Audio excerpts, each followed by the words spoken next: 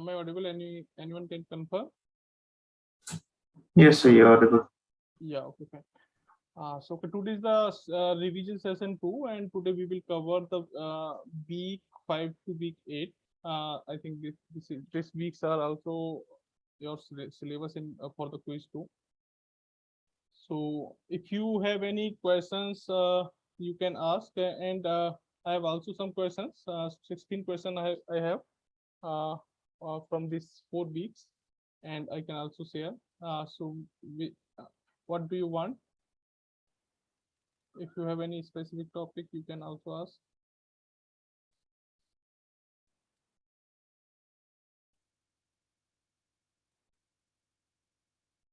Or should I go with my questions? Yes, sir. Okay, fine. I'm sharing my screen.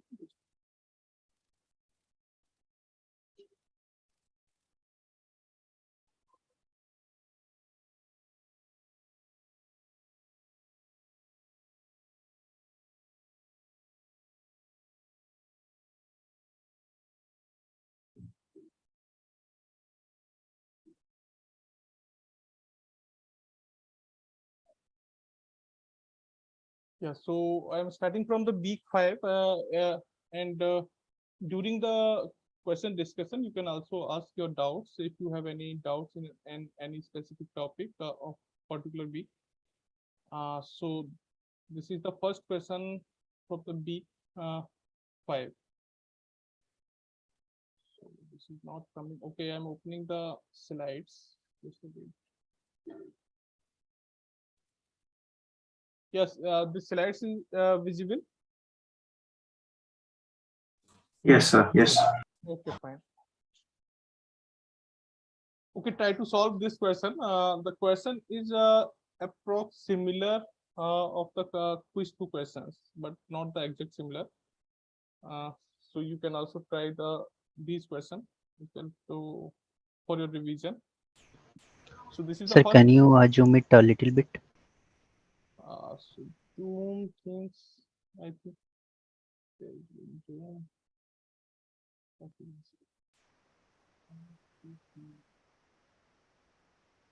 50 should be fine.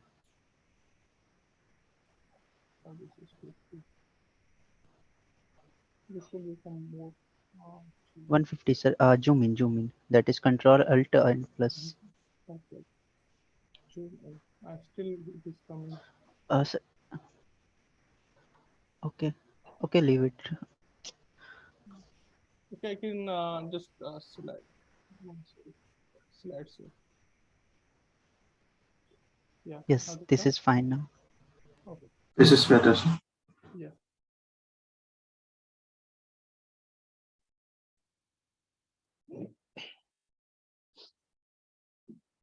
So this is the first question. It is related to the Dijkstra algorithms from week 5. So here, what question is asking? Apply Dijkstra algorithm from vertex A in the given graph. Which of the following statement is that true?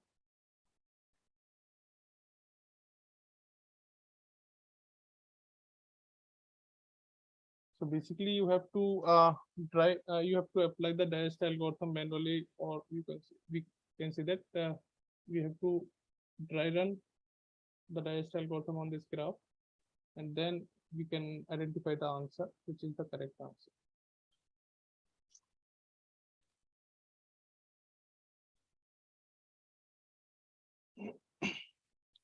So which of the following statement is true?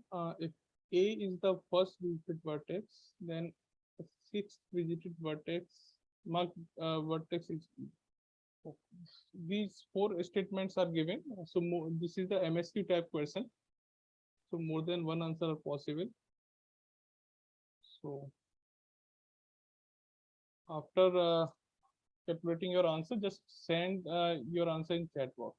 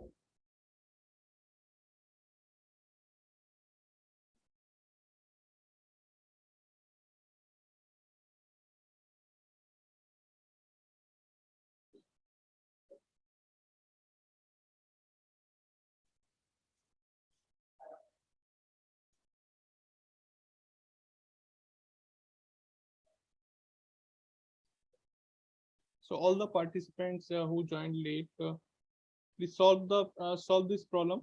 These problems are important with regarding to the your end term papers. Mayank Anand C. Okay. Yeah, so Mayank, this is a MSQ type question. So I think more than one answer are possible. So think about all other options. Okay, sir. Yeah.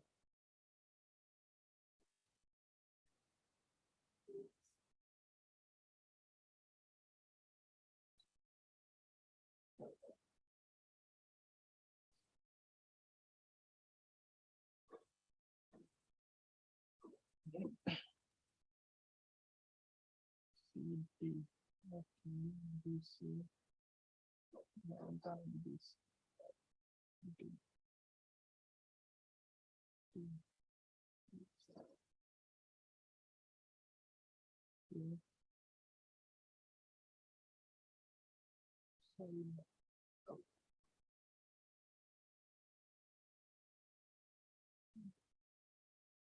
C, D, C, D, C. Yeah, so I have received many response in the chat box, and most of you are saying that the answer is BC. Please don't don't see the answer of others. Just calculate by yourself, then type in the chat box.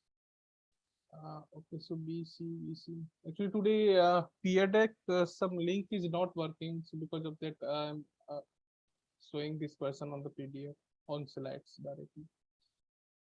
So, BC, sorry. Yes, so D is also given CD or C. Okay. Yeah. Okay, fine. So okay, let's discuss this question.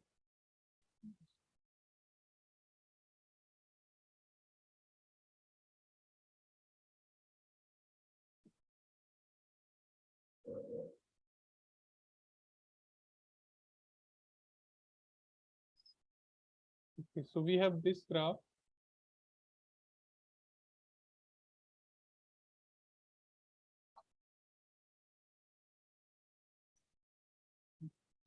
Okay, so we will apply the Dijkstra algorithm on the A vertex, and we will just calculate the distance of each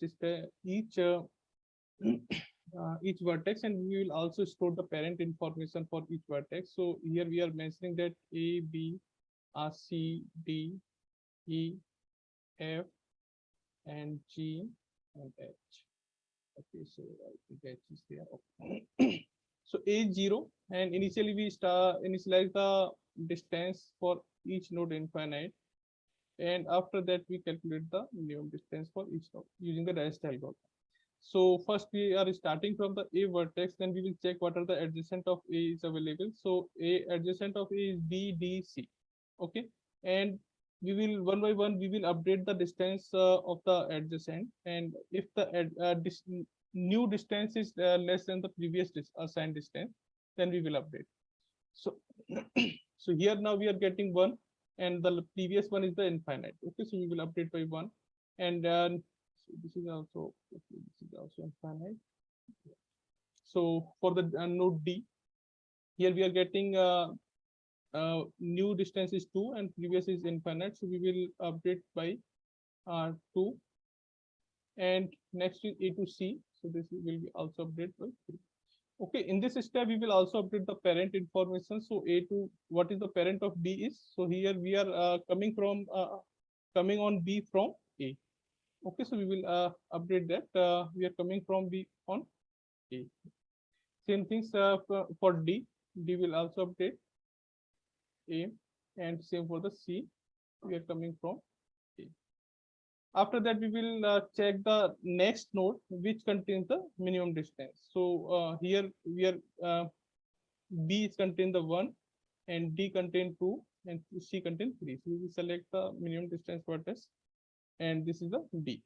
So now we will check that what is the next update in our graph. So from B, now see that what are the adjacent are available. So B to D we can move, B to E and B to G. So there are 3 adjacent are available, and B to A is also available, but we have already visited this, so we can mark these things in anywhere in our dictionary, or we can say. So what will be the distance after the selecting this B vertex? So B to D, if we are coming from B and then going to D, so what will be the distance from A? So we will add the previous distance which is at B, and we will add the new distance. Okay, so 1 plus 3, 1 plus 3 is 4, but previous distance is 2, so we will not update this. And B to E, so B is 1, and then 1 plus 5 is 6, and previous is infinite, so we will update this 6. And next is B to G, this is previous 1 plus 6, 7, and previous is infinite. Okay, so we will update this 7. So now 2 vertices distance is updated in this step. So now we will update the parent information also. So the parent of E is D, and parent of G is B. Okay. Now we will select the next smallest. So now we have visited. Now next smallest distance is D, 2, 3, 6, and 7. Okay, so we will select D. So from the D, where we can move on B, but we have already visited. We can move on H, and we can move on E. Okay, from D. So D have contained 2 distance. So 2 plus 4 is 6 for H, and the previous distance on H is infinite. So we will update this by 6. And D to E, if we are coming from the D, so 2 plus 2 is 4, and previous is 6. So now it is also updated by 4. So we will change the parent information, and we will also update the parent information of H. So H parent is D. Okay, and E parent is now D. Okay, so we will update this D. So now D have visited. Now next we will select the C node. Okay, so next smallest bit is, so now 2 we have selected this D, 6, 4, 7, and 3. Okay, so we will select C. So from C we can move on E and F. Okay, these are 2 which are not visited. So from the C, so 3 plus 7 is 10, but previous distance is 4, so we will not update this. And 3 plus 4 is 7 on F, so we will update this 7. So on F we are coming from C. Okay, now C have visited. So now next unvisited vertex is C, H, E, G, and F. 6, 4, 7, 7. So we will select E. This contains the smallest system. So now E we can move on B, but we have already visited. We can move on C, but C have already visited. Now H. So on H, we can, if we are coming from E, so 4 plus 1, we are getting 5, but the previous distance is 6. So that means we are getting small distance. So this is 4 plus 1 is 5. Okay, and next E to G. So 4 plus 2 6, and previous is 7. So we will update this also. 6. Now we will update the parent information. So H, now we are coming from E. Okay, and next is G. So G is, we are coming from now E. Okay, now this E is visited. Now next vertex is H, F, and G available. So say 6, 7, and 5. So we will select H. So if we are we are selecting H. So now all the node have been visited. D and E is visited. So that means there is no effect will be happen in the graph when we are selecting H. Okay. So that means this is also visited. Now next is 7, 6. So we will select this G. But if we are moving from G, so G we can move only G to F, because F is not visited. So 6 plus 2, 8, but previous is 7. So that means we will not update this. Now there is no effect. And after that we will select F, but there is no adjacent available which are not visited. So we will also update. So finally we got this distance for each node. Now we can verify the answers. So now the option is A is first visited vertices. Then the sixth visited vertices marked vertex is E. Okay, so that information I think so what our sequence of visited node is. So we have selected first this and then B, and then we have selected D. So A, B, D, sorry, A, B, D, and C. And then we have selected E and H and G and F. So this is our selection of the vertices according to the distance. So if A is first, then second, third, fourth, fifth, sixth, H. Okay. So what is our option? Yeah, so A is incorrect because it is mentioned that the sixth visited vertex is E. But the answer is now we will verify the second option. The shortest path cost from A to H is 5. So we can verify this A to H. We are getting 5. Yeah, this is correct answer. Next option is there is exactly one path with minimum cost from A to G. Okay, so A to G, what we are getting? So A to G is 6. Okay. So can we get the other path? So what is the path of A to G is? So we can calculate the path from this parent information A to G. Okay, so we will check for the G. So where we are coming from the G. So this is the G. So G, and we are coming from E, and E we are coming from D, and on D we are coming from A. Okay, so this is the only one path. So A, D, and E and G. So is there any another path are available with the same distance? You can you verify this? So 2, 2, and 2. This is the information. So if you see that what are the other way are available on to come on the G, there are many another way are available, but this is the shortest distance. Okay, so are we getting this distance from another path? So so in the during the updation of this path, when we are getting the same distance on G, so initially this was infinite. After that we update this to 7, and 7 to 6 we have only updated during this process. We have only updated by 6. But after that there is no situation is coming when the same distance is happening on the same distance is coming on this G node 6 during this process. So if you remember these things during the calculation of the distance of each node, so 6 value is not coming from any node during the update. So we'll share the revision slides with, I'll share. Okay, so these things also you have to note down during the calculation. So this is the way.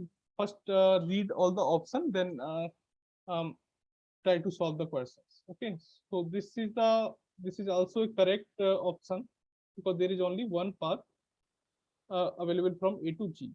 So more than one path with the same minimum cost is available from A to F. So A to F, same things. This is also a information which we have to pointing out during the calculation. So A to F is so A to F, the path is value is 7. Okay, so this A to F means so F we can come C, and on C we can come from A. So this is the only one path, and there is no path available. So if you, that means you are coming in that way. So there is no path are available because if you are coming from this side, so 7 plus anything. Okay, so that means that this path will always be higher. If you are coming from another way, so definitely this 2 will be added and 3 will be added. Or this if you are coming, yeah, so path. So in any way, if you are coming from another path, so 2 plus, if you are coming in this side, so 6, that means the okay, so 1 second. So 1 6 into 6, yeah, 7 plus 2, it become 9. And if you are coming from this side, so this side definitely 2 plus 2 4, and after that these are not valid, and this 7 4 plus 1 5, and this is 9. So we can say that this is invalid. Now 2 plus 2 and 2 6, and this is 8. So there is no paths are available with the same. So this is the only one path are available from A to F. So that means the option is D is also not correct. Okay. Now second question. Moving. Yeah, this is property based question.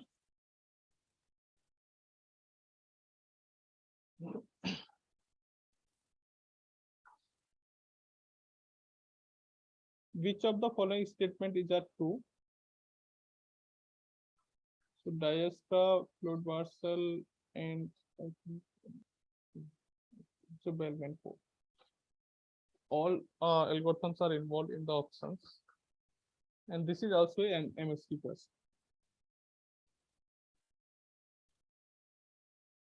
So basic property you should learn of the each topics.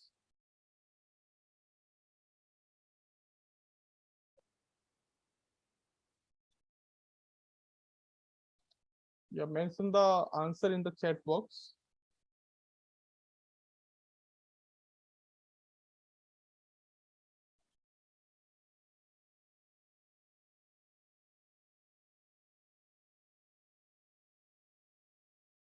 Okay, Manu, yeah, so you can think about other options also, because this is MSQ question.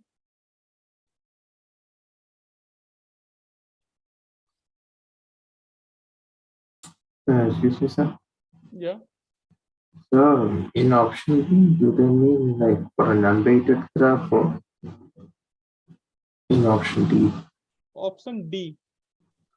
They mean an unweighted, like a graph with like no weights. So no, your voice is little bit noisy. You are saying I about mean, option D. yeah, is it, do they mean unweighted graphs or like a graph without weights, or like is it like in general? So no, though these algorithms we use for the sort for the graph which contains the weight. Okay, so shortest path means we will calculate the shortest path using the weights only now. So there is no meaning if you are asking the question of Okay, Dijkstra like, element force. like we'll normally, like there can be graphs where like every edge has weight 1, right? So that's what. No, so okay, I'm reading the option. Your voice is not clear to me. The shortest path returned by Dijkstra algorithm always passes through the least number of vertices. Okay, so that means here in this option we are asking about that. So is there any guarantee from the Dijkstra algorithm side so that the number of vertices, if more than one paths are available with the minimum cost, so it will return always the minimum edges path. So is there any guarantee from the algorithm? Yeah. If more than one paths are available with the same minimum distance, and our Dijkstra algorithm will return the least number of edges, least number of vertices. So I think there is no rules for the Dijkstra.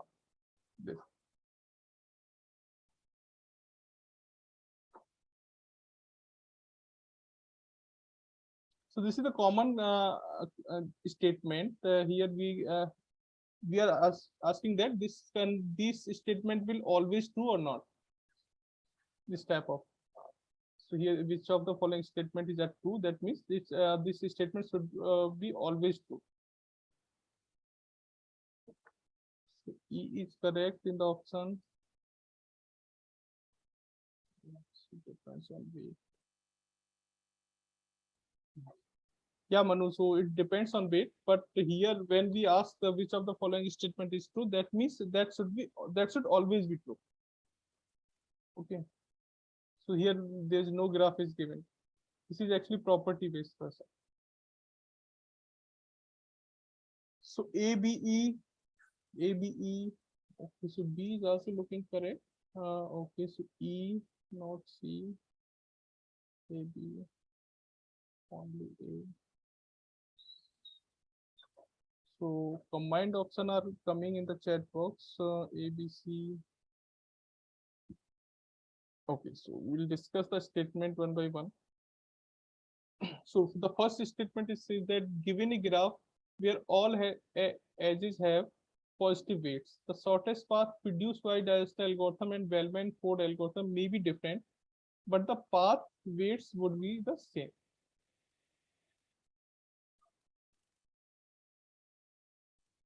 So that is possible. Okay, so path can be different, but the length will always be same. Okay, so shortest path means path means that path which contains the shortest distance. Okay, so the purpose of the both algorithm is return the shortest path, in the graph. Okay, so that means shortest distance. So definitely both algorithm will return the same answer, same distance for the shortest path. But if more than one paths are available, so that can be written the different. Sir, here is one doubt for Bellman-Ford algorithm. So they have a negative weight, right? So like in this one, if that the Dijkstra algorithm said that has a positive weight. So like how they are, the path is same, path weight is same. They will be different. I'm confused in that one. No. So Bellman-Ford also work on the negative weights, and it can also work on the positive weights. Okay, so Bellman's work on both, right? Yes. Okay, then fine. Would work on the both. Okay, thank you. Yeah, Bellman-Ford advantages we can use that on the negative weights graph, but not the negative weight cycles graph. And so for the shortest means exactly the least vertices they have visited, right? No. Distance. Oh, sorry, yeah. But thank you. Yeah, distance. All these three algorithms basically we use to calculate the shortest distance, shortest the weight path. value. Hello. Yes. Sir, shortest path mean the sum of the weight at the end vertices, right? Where the sum of the weight will be less than other paths visited. Yes. So we will calculate the weight on the edges of the path, and that total weight should be minimum. Yes. So suppose there is a to B, there is weight 20, but there is a long path which traverses to A to D to then B, but there the cost is minimum. So that would be the shortest path, right? No. One second. What you are saying? Can suppose there is an edge to A to B. Okay. And the weight is 20. Okay. And there is a path to A to C, then C to B. And the edge is 1 to C is 2, and suppose and C to B is 2. Then the shortest path to B is A to C and C to B, right? Yes, correct. Yeah. Okay. Yeah. So here shortest path, when we are talking about this, if this information is not given, we are interested to identify the minimum number of edges in the path. Yeah, so the weight. About the weights things. Yeah. Okay. So yeah. And the next option, okay, so B option, given a weight graph where weight of all edges are unique, there is always a unique shortest path from source to destination. in such a graph. So is it clear? Given a weight graph from weight, okay, so all edges are unique. There is always unique shortest path from a source to destination in such a graph.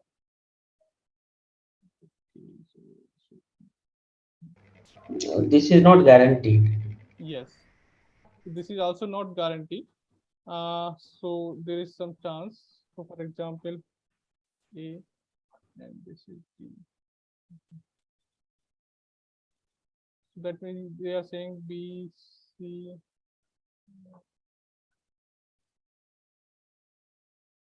So for example, this 2, 3, and 5. Okay, so 2, 3, 5, 5, 10. Maybe there is a chance for E. So save, repeated. We can take 6 and 4. Okay, so here the all weights are unique, but the distance of the each path is same.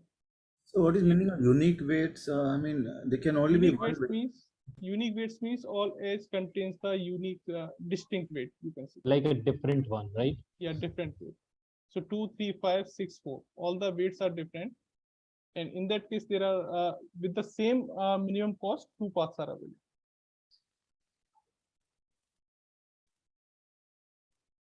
Okay. Okay. Yeah.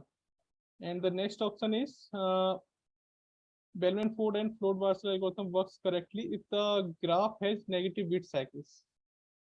Okay, so this is the incorrect statement, because Bellman-Ford and Floyd-Warshall works correctly when the graph contain the negative weights edge, but not contain the negative weight cycle. Okay, so this is the property.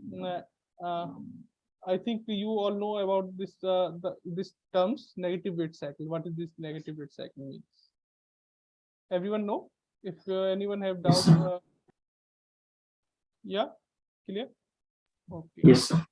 So now next point is so C is not correct, and D saying that B is also not correct, C is also not correct. Okay, so D is the shortest path written by Dijkstra algorithm always pass through the least number of vertices. That is also not correct. We have already discussed.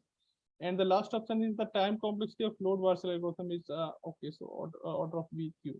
So that is correct. So we use the 3 loops of the number of vertex in the Floyd-Warshall algorithm and calculate the distance. So A and E is the correct answer for it. Now next question is this. Can you briefly explain the point of E, last point? Yeah, you know the algorithms of Floyd-Warshall algorithm. Yes, Okay, sir. I am opening that. So Floyd-Warshall algorithms. This one. So if you see that we are just going this 3 loop to calculate this formula. That means we are creating actually number of V. Here V is representing the number of vertices. So we are calculating the matrix. So total number of vertices. For example, that is n. So n time we will create this matrix SP, shortest path matrix. So this loops, if you calculate the complexity for Okay, this is the biggest loop, and this is order yes, n. this is the biggest loop. Okay. Okay, so this is NQ. Okay, here matrix columns and row both contains the same numbers. Sir, Bellman have also order of the NQ, right? Bellman-Ford, okay. Floyd-Warshall. No, so Bellman is not. Yeah, if we are using the adjacency matrix, then it is NQ. Yes, yes. If we are using the list, then it is M into N. Okay.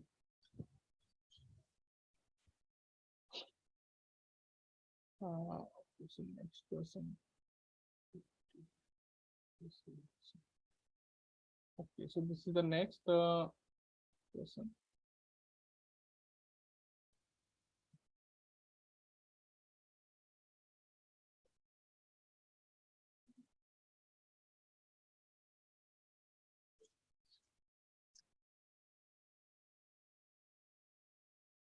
So this in this question we are asking the what is the weight of minimum spanning tree. So I think don't try to solve this using by picking the value from the matrix. Just create a graph for that. After that, just create a spanning tree and then return the answer. If you will read the if you will read the value from the matrix directly and just try to solve the answer, that it can be wrong in some case.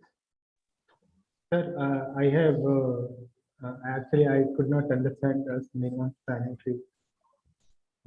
Can you explain it once? Okay. So what is minimum spanning tree? You do not. You don't know. Yeah, I cannot understand it. Okay, I'll explain.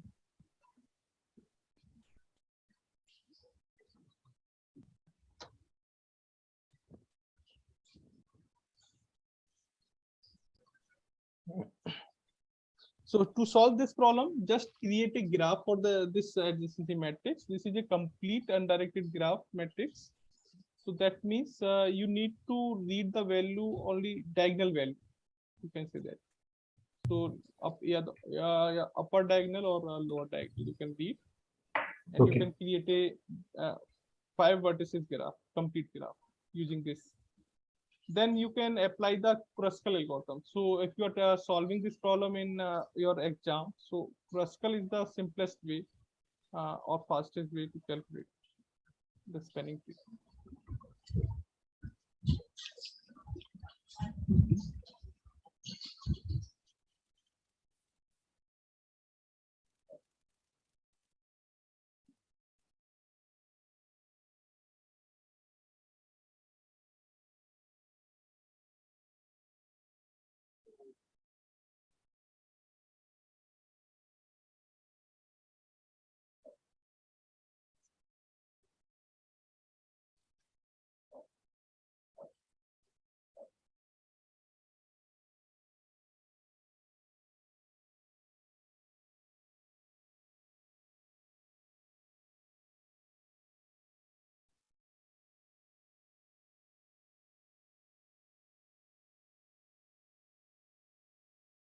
Eight, three, eight.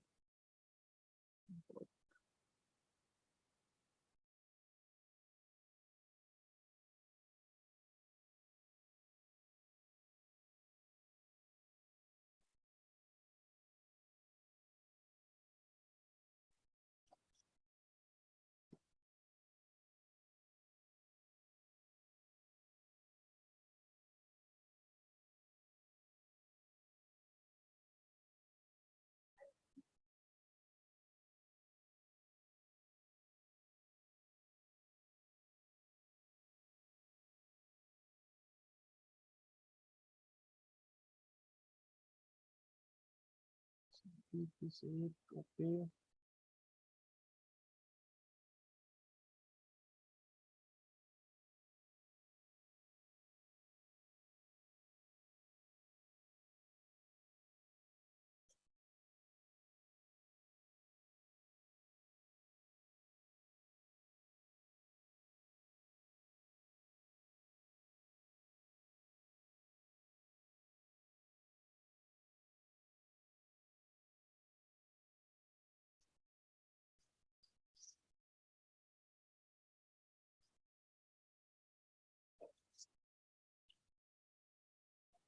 Okay, so we are getting 8 answer in the chat box.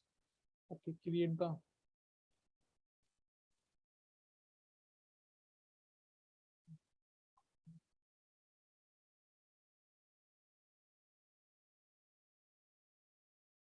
this is a matrix. Yes, and we will create the vertices. So for example, this is 0, 1, 2, 3, 4. That means we have 5 vertices. So we just mention that 0, 1, 2, 3, and 4. Okay, after that, just create a graph. So 0 to so this is 0, 1, 2, 3, 4. So 0 to 1 is 6, 0 to 2 is 3, 0 to 3 is. So we will just read this diagonal value to save the time. So 0 to 2 is 3, and 0 to 3 is 2, So 0 to 4 is 1. So this is 1. Now 1 to 2 is 1 to 2 is 5, and 1 to 3 is 5. 1 to 3 is 5. Okay, so 1 to 4 is 4. 1 to 4 is 4. And next is 2 to 3 is 2 to 3 is 2, and 2 to 4 is this is 2, and 3 to 4 is 1. This is complete graph for this. After that, just mark the this vertices again 0, 1, 2, 3, and 4, and select the edge from the in the increasing order. Okay, so we will start from the lowest value, and we will mark the edge in our graph. Okay, so we will select one edge, so we can select any if we are getting 2. So for example, 0 to 4 we can select 1. Okay, after that the next increase next edge weight is 4 to 3, so we can mark 1. After that we will select 2, so there are 3 edges are available, so we can select any. So for example, if we are selecting 4 to 2, okay, so 4 to 2 we can select 2. After that we will select the next 2, so this is 3 to 2. So if we are selecting 3 to 2, then it is creating a cycle, so we will not select it. There is also one available 3 to 0, so if we are selecting 3 to 0, it will create a cycle, so we will not select that. And then next is 3, so 0 to 2 is available 3, but we will if we will select this, then it will create a cycle, so we will not select it. Then after that 3, okay, so 1 1, okay, so next is 4 to 1, so 4 to 1 is 4, so there is no cycle is creating. So this one. After that, if we all actually we can stop this process, because all now this graph, if you see that this is a connected graph, so there is no vertices are available which are not connected to others. So that means this is a spanning tree with the minimum total weights. So we can add the weights, 1 plus 4 plus 2 plus 1, so this is 8. Okay, so this is the correct answer for them. So I think someone is asking the question, what is minimum spanning tree? So can you tell me what is the exact your question? You want to? Sir, I could not understood the concept earlier. Okay. So what is the minimum spanning tree basically? So for example, if we have graph, so A, B, C, D. Okay. For example, this graph is available with some weights, so 10, 5, 10, 5, 2, 3, like this. So spanning tree is basically represented, so tree term is used. Okay, so to what trees represent that, so tree does not contain any cycles. Okay, so that means we want to convert this graph into it spanning tree, and after converting the tree, all vertices should be connected. So this is the condition. Okay, so that is called the spanning tree. Now I'm just talking about the spanning tree. So we can create a many number of spanning trees like this. So for example, this B, C, and this T. There is one possible spanning tree. Okay, so 5, 10, 2. But B and D is also connected. Why? I mean, what is? No, so actually we want to remove.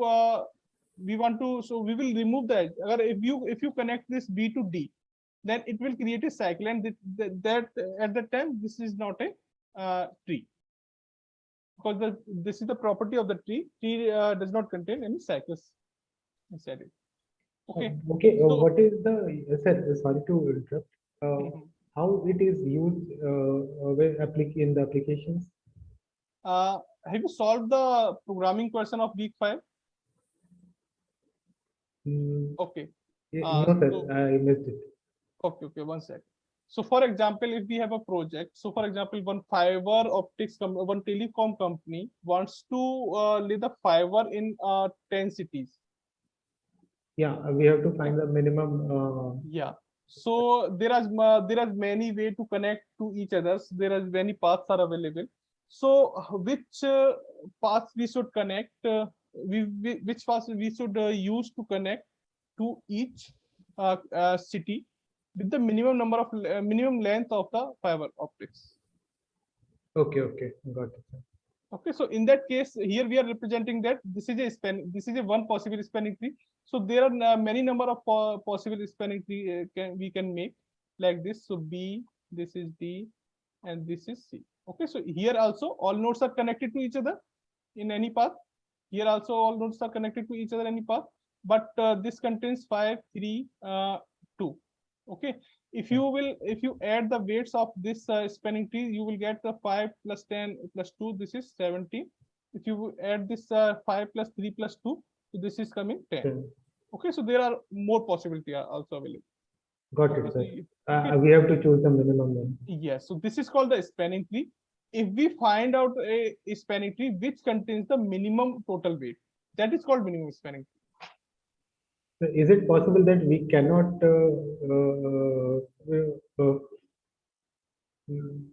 okay, so it is not it is never be possible that we cannot get any spanning tree from the graph.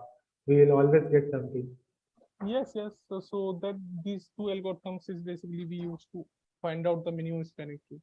Okay, sir. Okay. Thank you.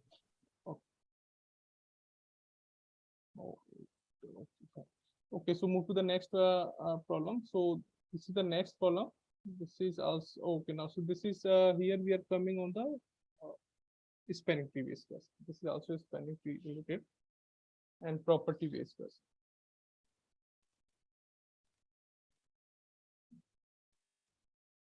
This is also a MSQ.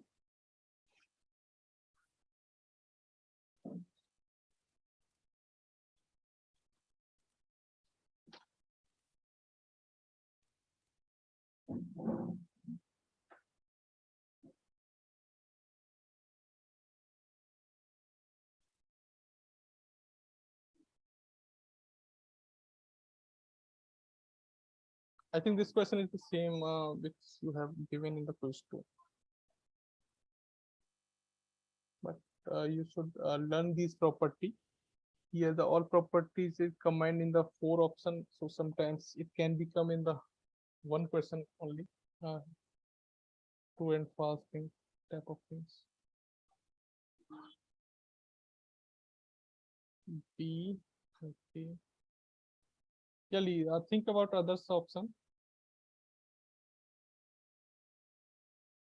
This is also MSQ. So in the end of the problem statement, the question type is mentioned.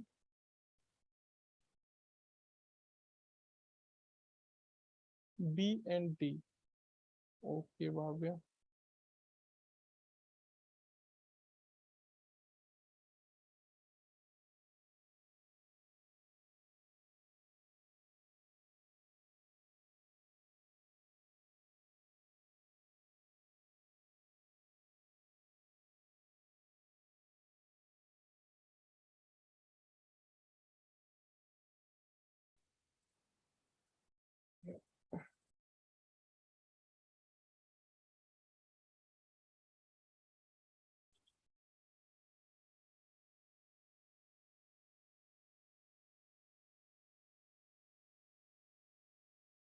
Yeah, that's only 2 I received.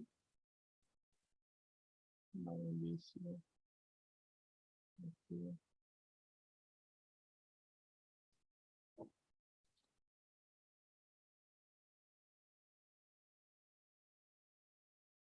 AD. Okay, so this is no.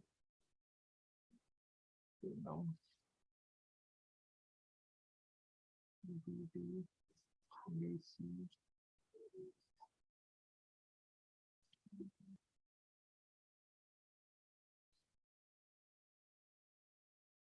BD.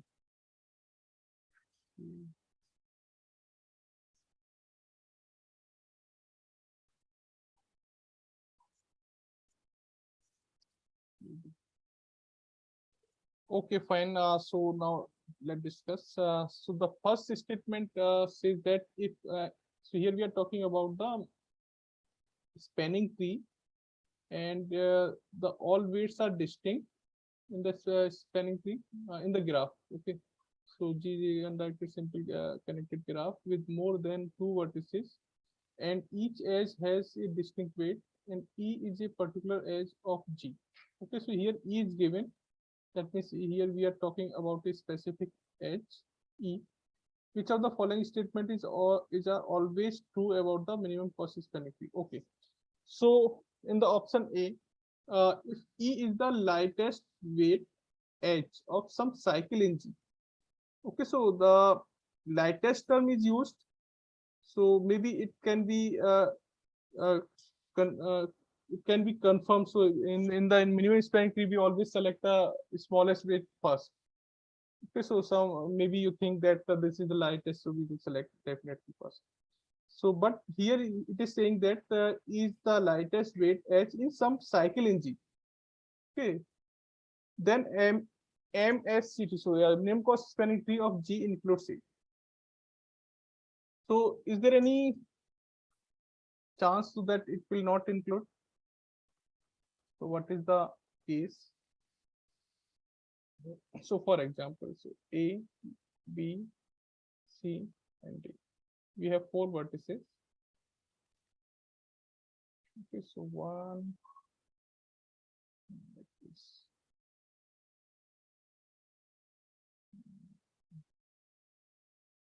So this is in the cycle. Yeah. Okay. So yeah, 1, 2, 3, 4, 5. Okay. So here you can see that if we consider this cycle. Okay, so this 3 is the smallest weight in this cycle. A, B, D, A. So can we say that this will include in our minimum spanning cost minimum spanning tree? If you create the minimum spanning for tree this, so you will select always so A, C, B, D. You will select the edge 1, then you will select the edge 2. But when you will select the A to D, it creates a cycle. Okay, then you will select 4. So for this graph, the spanning tree is this. Okay, so this is a counter example for that. So if any edge with the minimum weight comes in any cycle of the graph, so that there is no guarantee that it will always include in the minimum spanning tree. So option A is correct. Sorry, incorrect. Next is if E is the heaviest weight edge of some cycle in G, then minimum spanning tree of G exclude E. That means the highest weight edge will not include in our minimum spanning tree. So same things. Yeah. So every time if so you can see some you can take any counter example or you can take any example. So you will find out that there is no example you can find out that where the highest weight of the cycle you will always select the lowest weight compared to the highest weight first. So for example, in this cycle, this is the highest. So you will never select this first. You will always select this 3 and 4. And when you are selecting this 3 and 4, so that means all 3 vertices are connected. So there is no requirement to select the largest. Okay, so in any cycle, if it is available in the graph, so A, B, C. So this is the case. If this contains the largest weight, this 2 and this 3. So we'll always select the smallest weight first to create a spanning tree. So this is 2, this is now this. So that means all 3 vertices will be connected. So this will not come in any mini spanning tree. Okay, so B is correct. If E is the heaviest weight edge in G. So this is you can directly put out the answer. Here we are saying that E is the heaviest weight edge in complete graph. Definitely it will not come in the minimum spanning tree. Okay. So next option D is the lightest weight as in G, then ms minimum cost spanning tree of G including. Yeah. So if we are talking about the overall graph, if E is the smallest, definitely we will select first. So it will always come in the minimum cost spanning tree. So this B and D option are correct for this question. Okay. Yeah, no, moving to the B6 question.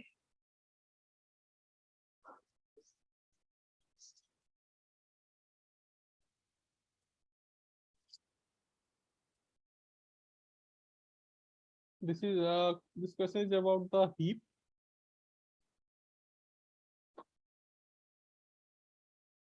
Last question, B and D are correct. Yes, B and D are correct option for the last.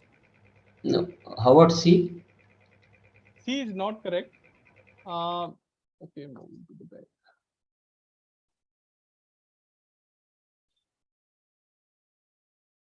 Yes, C is saying that if E is the heaviest weight edge in G, so that means we are talking about the whole graph, and E contains the highest weight. So that so then M minimum spanning tree of G exclude E. Okay, so E is the heaviest weight edge. Then exclude. Okay, so I think there is one form, for example, for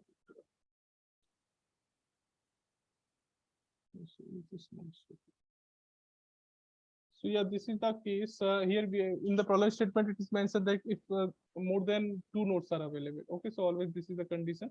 So for example, A, then B, and then C.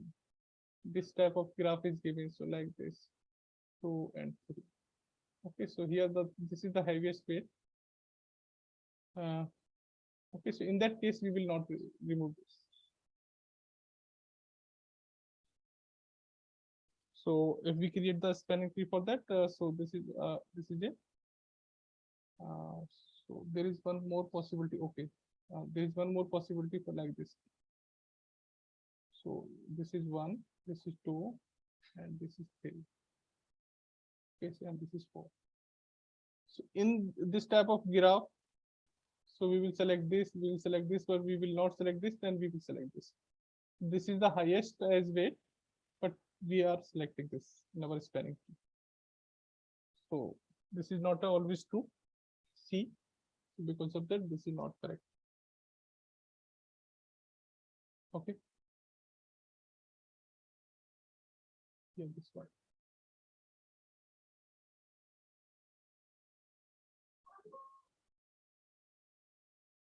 Yeah, this is the next one related to the heap.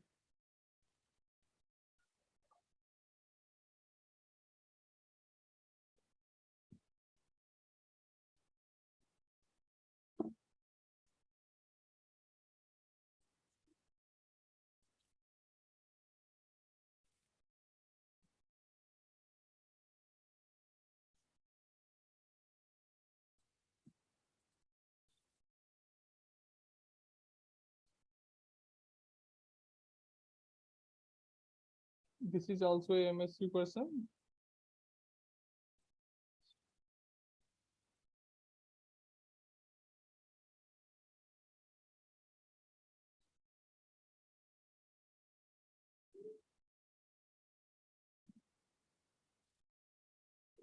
A, B, C, D.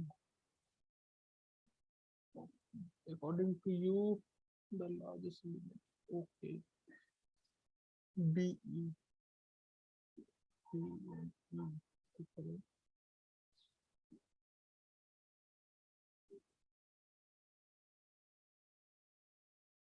C, D.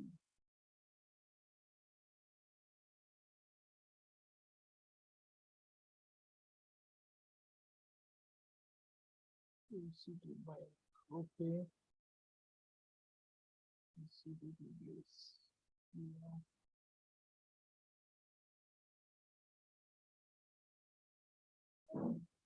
B, C, E. B, C, E. Is it B, C, E, A, B, C, Y, A, C.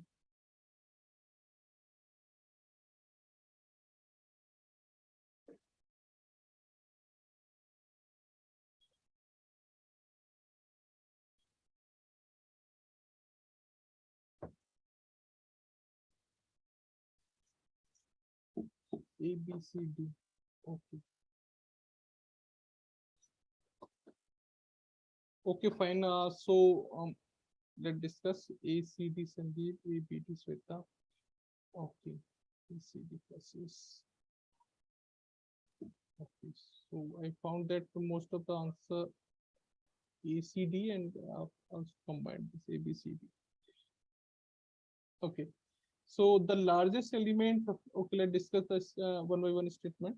So the largest element in a min heap is always at a leaf node. Largest element. Yeah. So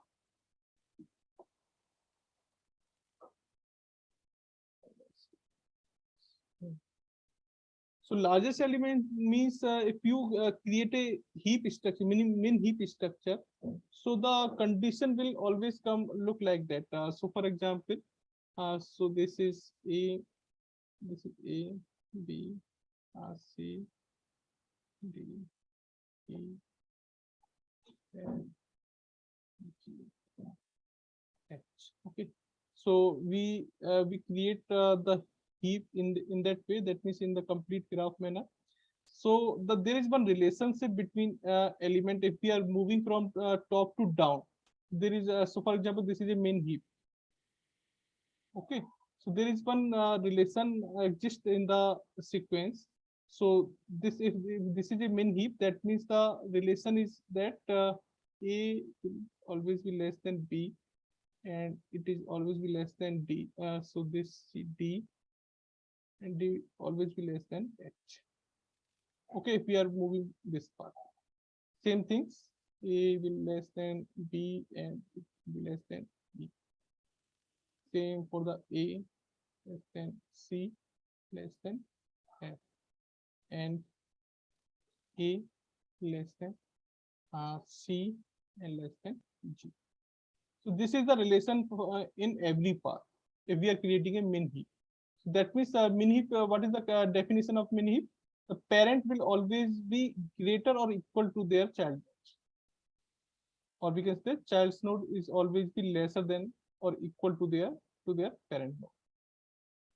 Okay, so that means the highest weight will always be at the lower level. I think it is saying that leaf. Yeah, leaf node. So if you see that in the relation, in every relation, so it will always so maximum element will always come at the leaf node in the last. That means this H, E, F, G. This is the max. So in the maximum element will always come in this 4 vertices. Okay, so because of that the option is correct. Next option is the largest element in a min heap is always at the lowest level. So here it is talking about the level. So level is different thing. So level means so this is the for example 0 level, this is the 1 level, this is 2 level, this is the third next level 3. Okay, so lowest level according to the questions, this is the lowest level, but actually we in the min heap or max heap, so there is no relation we manage in between the siblings. Okay, so largest element may be come at this place, at this place, at this place, at this place. There is no rule to manage the relation between any siblings, so there is no rule for siblings value. So largest value can become on that will always come on the leaf nodes, but lower level this is not a current. Okay, if largest element so for example if you can make simple any example for that, like so 1 2 for example 8 and 3, and 4. This is a min heap. Okay, but here the maximum element is coming on the so this is 0 level 1 and 2. So this is coming on the 1 level, not the lowest level. So this is the counter example. So that means the option B is not correct. Sir, The here, second, sorry to interrupt. Sir, here lowest level means level lowest 0 level or level mean- 1? no. Okay, yeah. Lowest level means this is the highest level, and we are moving to this side. So this is the Okay. lowest level. Okay. Just wanted to confirm. And the third point is the second smallest element in a min heap is always a child of the root node. The second smallest. Okay, so that means that this is the true. Yeah, this is the true, because if we are maintaining this relation,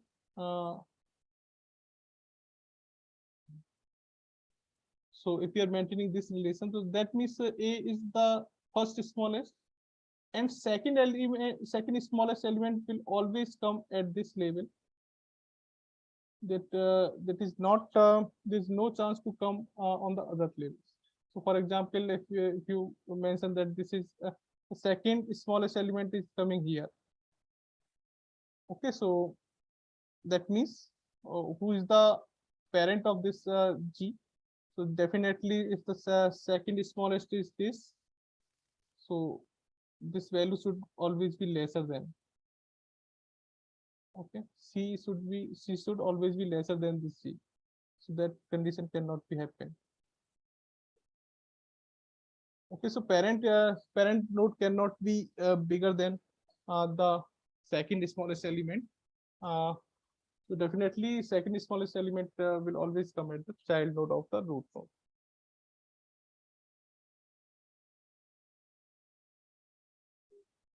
And third is finding a minimum element in min heap takes order of 1 time. So yeah, this is the simple.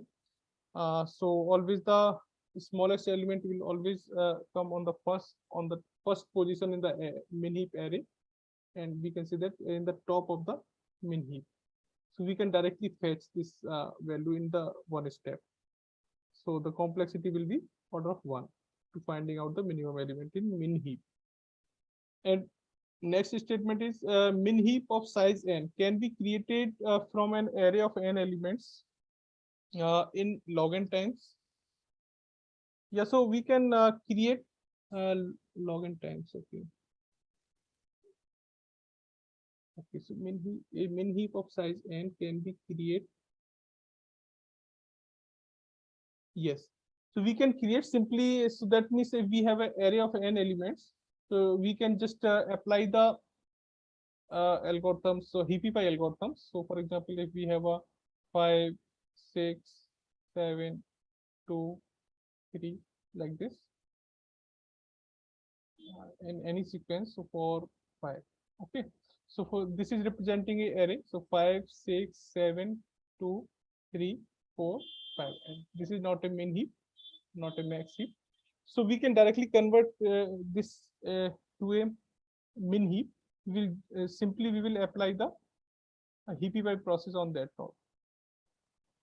Okay, so that will convert this into this tree into a min heap. So we will apply that. So we will find out that what is the smallest one. This is a 5, and we will move to the okay, so then, what's the exact statement? The minis of size n can be created from the. Oh, this is not correct. Yeah, this is not correct actually. So we have to apply the min heap algorithms from this node. Okay, so if there are n nodes are available, that means we have to at least visit n by 2 elements, because we will traverse the nodes from the last parent, which contains the any child value. Okay, so in this example, we will apply the heapify process from the 7 then 6, then 5. Okay, so that means we have to process n by 2 elements at least. So if we are processing n by 2 elements, that means complexity is n to creating a min-heap. So this last option is not correct. Only A, C, D option is correct for this.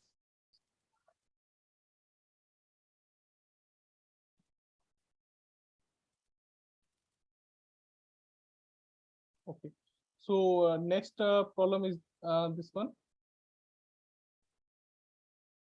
Okay.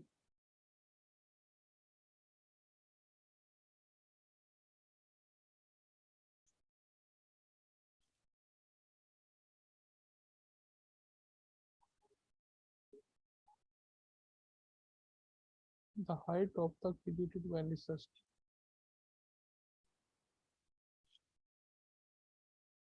Here one sequence is giving, just create a binary search tree using this sequence and just tell me what is the height of binary search tree. 4. Oh wow. Calculate fast.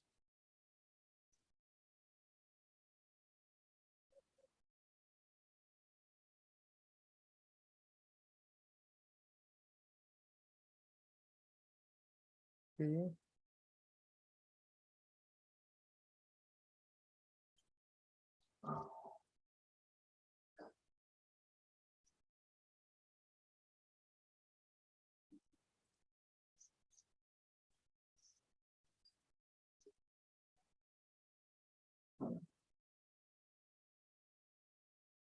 Others quickly created the binary search tree. I think this is very simple. 4, 4, okay, English 4, 3, Sandeep Kumar 3. Yeah, so one condition is given with the in the problem statement. Assume that the height of the empty tree is 0. That means if we are adding one single node, the height will be 1 for that. Okay, so don't ignore this last condition. You are creating a tree. So it means tree will start with level 1. Not level 1, height 1. Here we are talking the height. So that means if there is no nodes are available in the tree, that means height is 0. We are considering that the height is 0 of the tree. Okay, Okay. If we are adding one node, then Hmm. we will increase the height by 1. So normally when we create a root node, at that time we say that height is 0. So yeah, that is the actually this is the things. If you read the different books, you will get the different things. Because of that, this condition is given in the problem statement. Because maybe someone can be learned the different way in the different resource. So maybe that someone is starting from the 0 and someone is starting from the 1. So answer can be conflict. So because of that, this condition is given. So you should Okay. follow this condition. So 4, yeah. So we are getting the 4 answer mostly. So the sequence is this.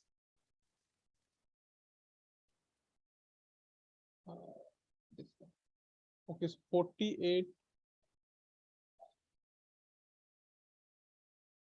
What is the sequence? 48, 80, 20, 60, 10, 45, 50, 30, and 90. So for creating a binary search tree, just use the sequence and add the nodes one by one. So 48 will become root. After that, the 80 will come. So 80 is greater than this 48. So 80 will come here. And after that, 20 is coming. So 20 is lesser than this 40. So 20 will come here. Then 60. So 60 is greater than 48, but less than 80. So 60 will add here. Now the 10 is lesser than 48, lesser than 20, then 10 will come here. And 45, so 45 is lesser than 48, but greater than 20, so 45 will add here. 50 50 is greater than 48, lesser than 80, lesser than 60. This will come here. 30. So lesser than 48, greater than 30, lesser than 45. 30 will come here, and 90. So 90 will come here. Okay. So height for 1. This is the maximum length. So 1, 2, 3, 4. Okay. So 4 is the height for this services.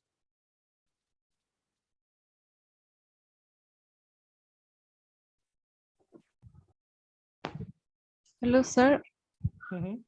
Sir, there is a question in graded assignment week 6 from binary search tree. Can I ask that here? Okay, okay. So week B 6 graded assignment 11. okay. Graded assignment 11. Yeah. Okay, so more than 10. Question number 11. Okay.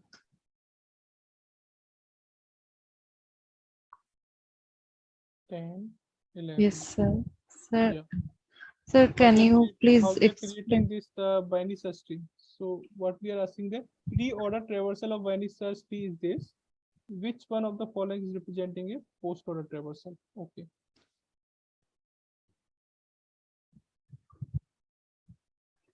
Okay, so sequence is given. This is a Yeah. pre-order of binary search tree. Okay. So Okay.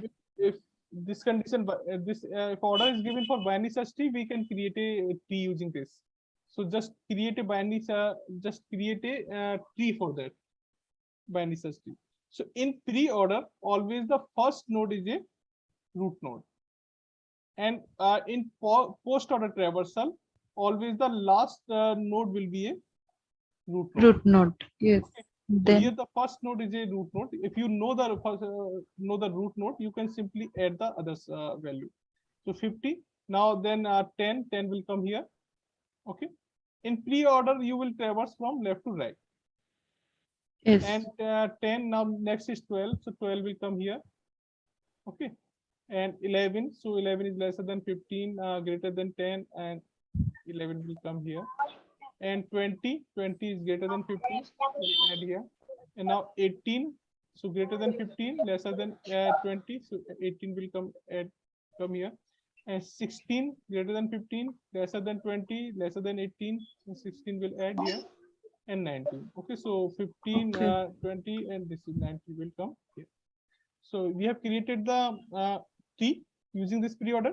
Now just calculate the post-order traversal for that. This Okay. Okay. post-order, Okay. we just apply the recursive algorithm. We can Yes. mention Yes. the steps simply.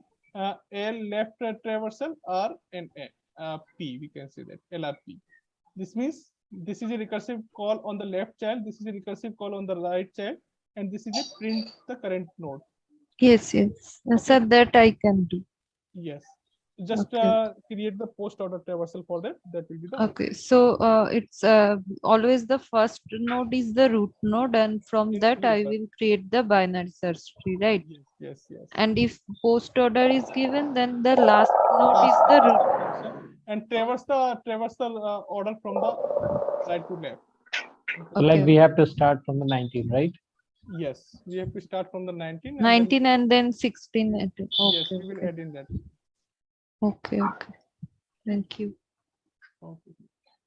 So what is the next question? This is, we have calculated this, and this is the next one.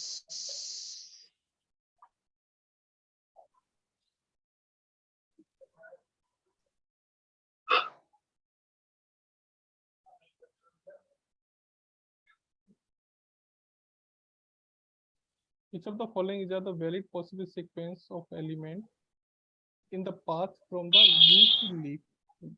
Min-heap. So I think I have already mentioned the property of this. You can return the answer on that way. Min-heap. What is the relation in between from root to leaf elements? You can apply this relation in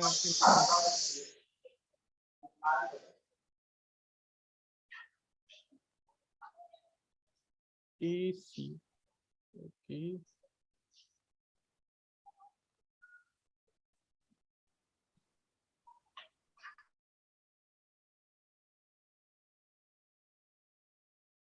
AC.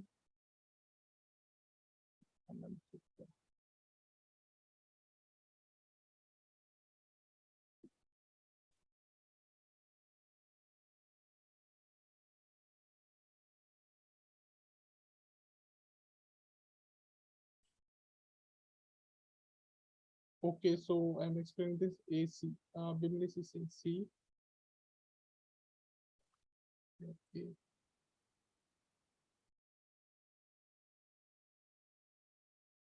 It's in C.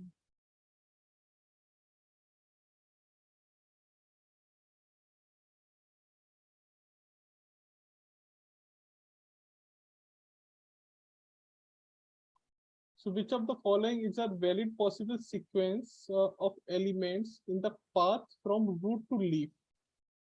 Okay, in a min-heap. So if we are talking about min-heap, that means I have already discussed a little bit earlier.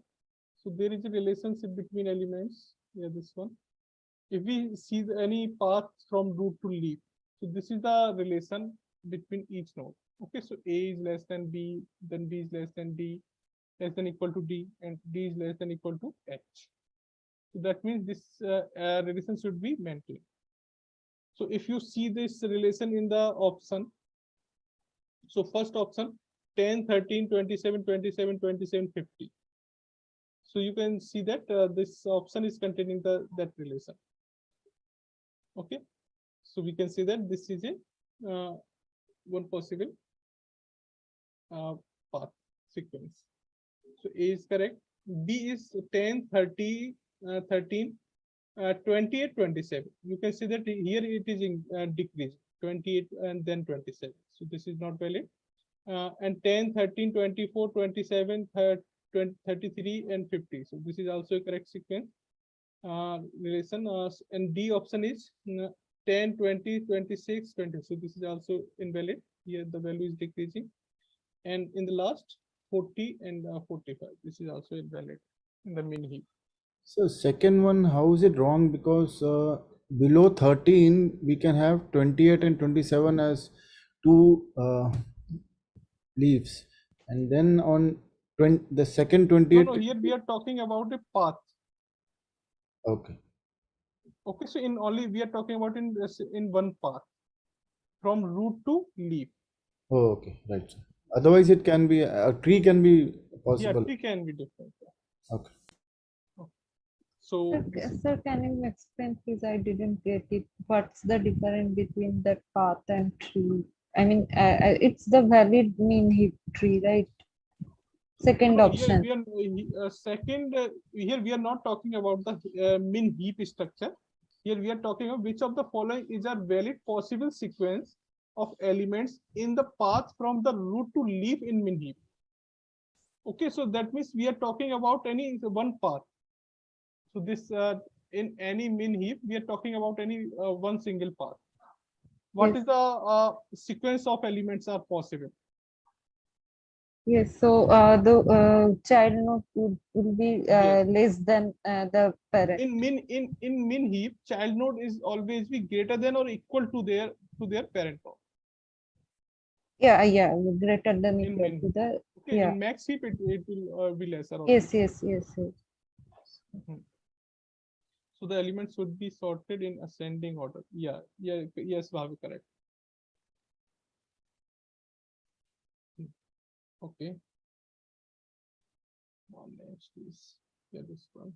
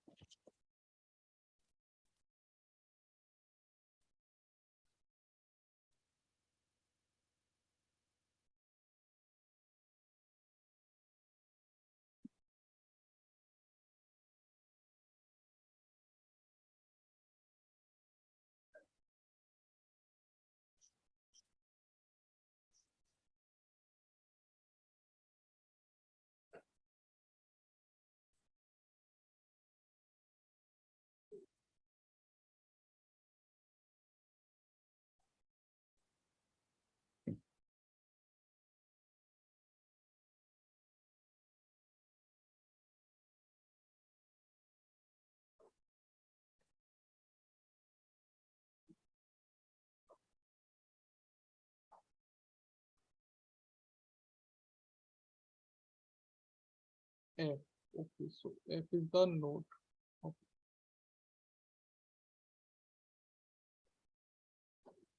Option D. Okay. Option D is okay. So node is F and option is D. So we are representing this.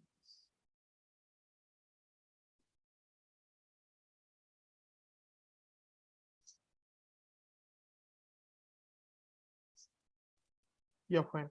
For this question, the simple way to find out the smallest or highest or the any seventh smallest and anything, just traverse this tree using the in-order traversal. Seventh smallest element, third largest element. So one largest, yes, third largest. Yeah, so here the character is given and there is one binary search tree is given. So here in the definition, this is mentioned that this is a binary search. And we are asking the what is the seventh smallest element. Okay, so seventh smallest, we will always start from the first smallest. So who will be the first smallest element in this tree? D. D. Okay, so that means if we traverse the tree in the leftmost, so always the leftmost element in the tree will be the smallest, and the rightmost element will always be the greatest element. And in between, if you want to find out that, just traversal the tree in using the in-order traversal. So that will print the sequence in increasing order. So in that way, you can find out the seventh or any particular element. A will be the fifth, right? So if you will read the D, then B, then I mean, all left side will be smaller than A, so 4 yes, plus. yes. Yeah, fine. Fifth is the fifth. Yeah, correct. And yeah, one more possible question can be asked: who is the predecessor or who is the successor of that? So, so like we are coming Value. to H and then E, then B like the smallest one. In this way, we are going No. So in that way, how you are saying that? like D, first one, the smallest one, and then H or B. I'm confusing that. Yes, so that can be that confusion can be created. So okay, I'm going to see that the process. Okay,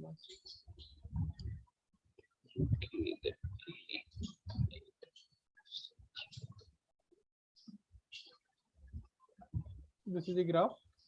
Yeah. So here this is a binary search graph. Yeah. We know that if we print the binary search graph, so for example, if we have a 2 and 1 and this is 3, so this is a binary search tree.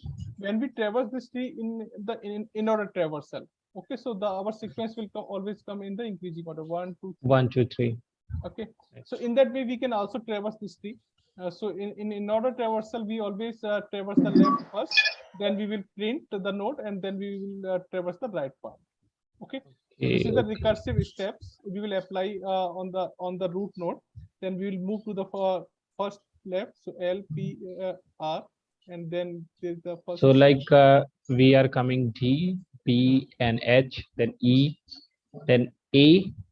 Then again we are coming to I, F, C, and then G, right? Yes. Oh, thank you. So D, and then B, P, then H, A, I, F, C, G. Yeah, this is a sequence. So one more, some more possibility to ask the question: what is the successor of A? Who is the successor of A with respect to the value? And who is the predecessor of A? Can you repeat the question? Who is the successor of A in this tree with respect to the value? That means who is the next greater value with respect to this A? C. No, not C. I. Yeah, that's the thing. Sorry. Okay, so same question can be asked in the predecessor. Who's the next predecessor of this state with respect to the value? That will be Here you can it's H, I think. H. Yes. So it's, this question can be answered using this traversal. Also. Yeah, but If you calculate this traversal, you can also yeah. return the answer. Okay, so in So how I example- is coming? C So- is bigger than I, right? Hmm? C is bigger than I, right? No, but here A is the root node. Okay, then C is bigger. Yeah, it is correct. But this is the closure one, and it is greater than. Closer, acha. With respect to value, if we create Between A and C, I and F can. I is bigger than C, you're saying, sir? sorry, can you repeat? I mean- Between A and C, the values will be I then F. So it will be A, I, F, C, value wise. Value wise, A and I coming before the Okay. sorry, I and F coming before the C. So, sir, here you have Sir, written this- DBEH or DBH. It will be. Yes, sir. Yeah. That it should be between B and D, right? That's a H and E. Oh, okay, one second. So this is That's- D, and then P has no B differential, and HE. then we will move L P R. Yeah, H will come. HE. Yes. Yeah, then it's right.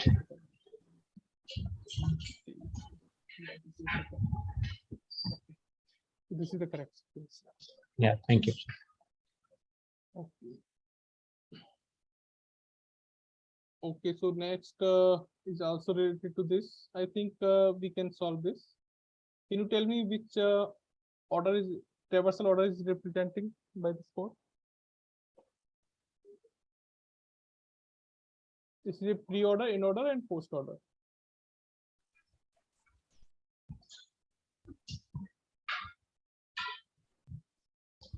The root is first, so pre-ordered. Pre-order, yeah. Yeah. Okay. So here one code is given.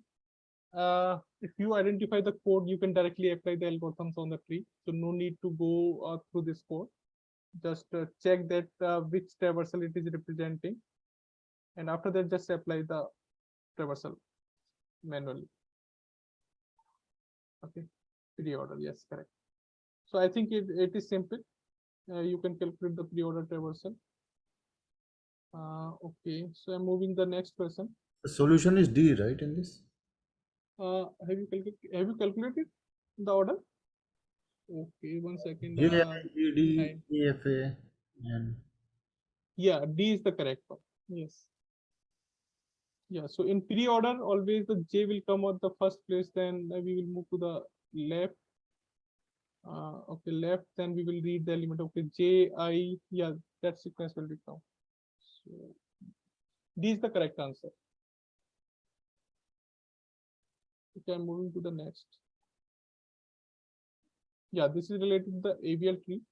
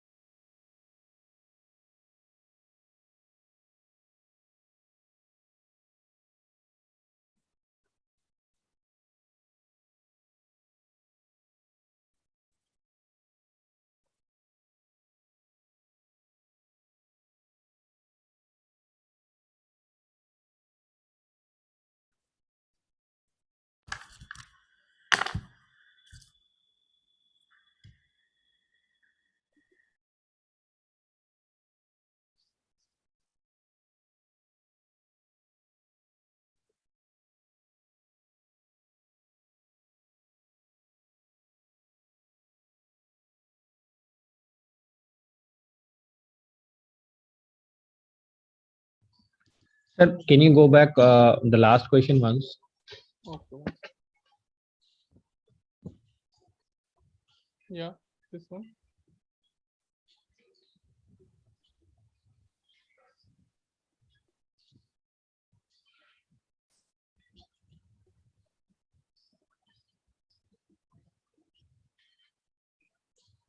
Yeah, that's fine, sir.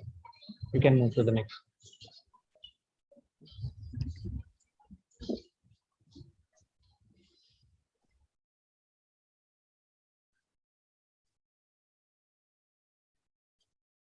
One, 3, 8, 10, 10.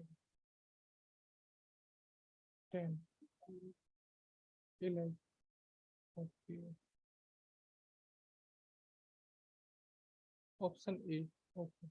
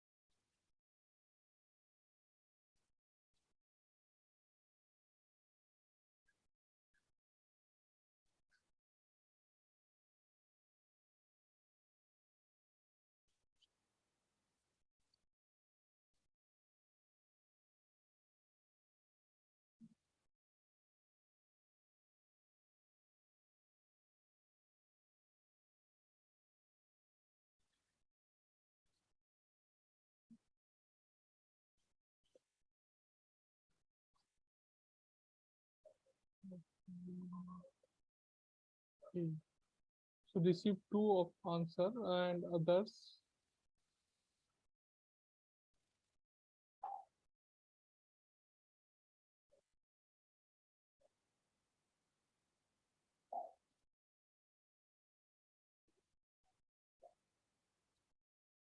Sanjeev is 13811.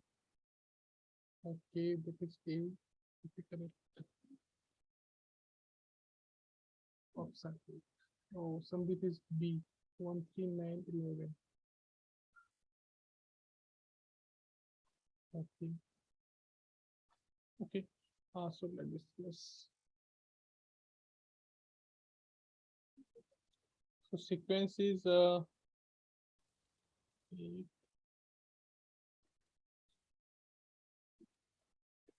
plus 8 4 1 3 9 2 8 4 1 3 2 11. Okay, so we will create a AVL tree for that. So we will start from the 8 and we will create a binary search tree basically. We will apply the insertion rule of the binary search tree creating this. But at any time if our tree got the unbalanced, then we will apply the rotation. So in that case, we have added 8 and there is no problem with this because we are using the balance factor. If our balance factor is the absolute value of the balance factor is greater than 1, then we will apply the rotation. Sandeep is also mentioned C. Okay. Okay, so now we will add 8. So there is no problem with this because the left height minus right height is 0 for that. Okay, so 0 minus 0 is 0. And if we add the 4, so 4 will add here. Okay, so if we will calculate the balance factor for each node, the left height of 4 is 0, right height of the height of the right subtree is 0. 0 minus 0 is 0. So balance factor is for 4 is 0, but the balance factor for 8 is so 1 minus the left height is 1, right height is 0. So 1 minus 0 is 1. So there is no problem with this tree. And now we will add 1. So okay, so the next step is 8 4.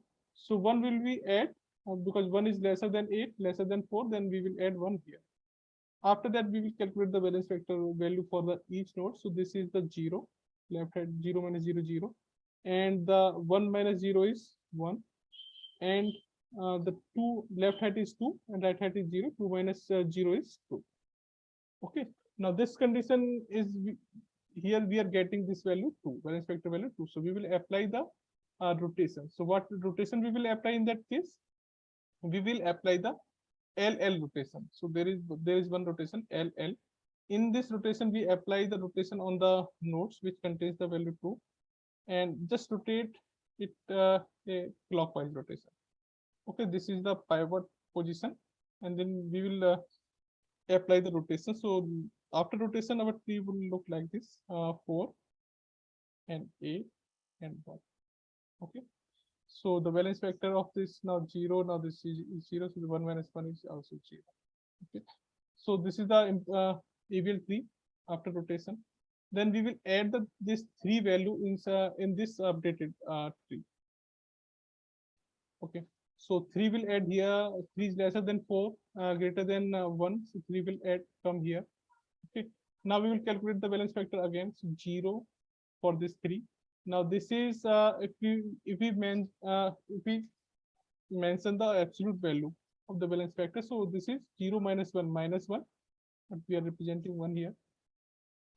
Same things for 8 is 0, fine. Now 4 is, so this is the left height is 2 and right height is 1. So 2 minus 1 is 1. Okay, so there is no problem with this. Then we will add 9. So 9 will be add here. Okay. After that, we will again calculate the balance factor. So 0 0. This is same, and this is 1. This is. So before adding 9, before adding 9, we are having 4 as 1. Yeah. So I'm creating once again. So 4, 1, and 3. Okay, and this is 8. Before adding 9, this is our tree. And if we calculate the balance factor for this, so we will at the every stage we will calculate the balance factor. So for this 3, the balance factor left hand is 0 and right hand is 0. So 0 minus 0 is 0. Okay, same for this. This is a leaf node. And for this 1, the balance left hand is 0 and right hand is 1. 0 minus 1 is minus 1, but we are taking absolute value. This is 1. Okay, and the same for the 4. So what is the left height is 2 and right height is 1. Height means if we calculate the number of vertices in the longest path of the left subtree. Okay, so 2 and the 1, 2 minus 1 is 1. So our balance factor value is under 2, below than 2. That means there is no rotation required here. Okay. After that, we will add the 9. So 9 will add here. And after adding, this will also 0, this will also 0, and this will same. And 8, yeah, 0 minus 1 is, it will become 1. And left height is 2, right height is 2, it will become 0. Okay, so there is no problem with the 9. And when we are adding 2, so 2 is lesser. So okay, I'm moving to the next diagram. So 4, 1, 8, 9, and 3, and where 2 will come. So 2 is lesser than 4, greater than 1, lesser than 3. So 2 will come here. Okay. So after adding this is the balance factor for this 2 is 0, 9 is 0. Okay. So this is 1 minus 0 is 1. Now for this 1. So right height is 2, left height is 0. 0 minus 2 is 2. Okay. And for this 8, 0 minus 1 is 1. And for 4, so here 3, here 2. So this is 1. Okay. So we are getting the balance factor 2 value on that one. Okay, but this is a case of the LR rotation. Sorry, RL rotation. Okay, here the condition is the height is increased on the right side, and the last node is added on the left side of the last node. So this is the RL situation. In that case, we apply the 2 rotation. First rotation we apply on the this 3 node. So this rotation we will apply in the clockwise way, and after that we will get this 3, 4, 8, 9, and then 1. And after this rotation, we will get 2 and 3. Okay, so 2 will come here and 3 will come here. So this, and then we will apply the next rotation on 1. This rotation we will apply in the anti-clockwise. So we will get the updated tree like this. So 4, 8, 9, and this will become 2. This is 1, and this is 3. Okay, so after apply the 2 rotations, so we will get the balanced tree. Okay, so we will add the next remaining is 11. So where 11 will come? So 11 will come, it is greater than 4, greater than 8, greater than 9, then 11 will come here. Okay, so if you see the balance factor, this is 0, this is 0, 1 minus 1, this is also 0, this is 0, this is 1, this is 2, and this 2 and 3. Okay, this is 1. So in that case, now we are getting balance factor 2 value at this 8, and this is a RR type of rotation we will apply. And in that case, we will apply the anti-clockwise 1 rotation on 8. So this will look like this: 2, 1, 3, and 9, and 8 will come here, and 11 will come here. Okay, so these are the leaf nodes: 1, 3, 8, 9. Option A is correct. Okay.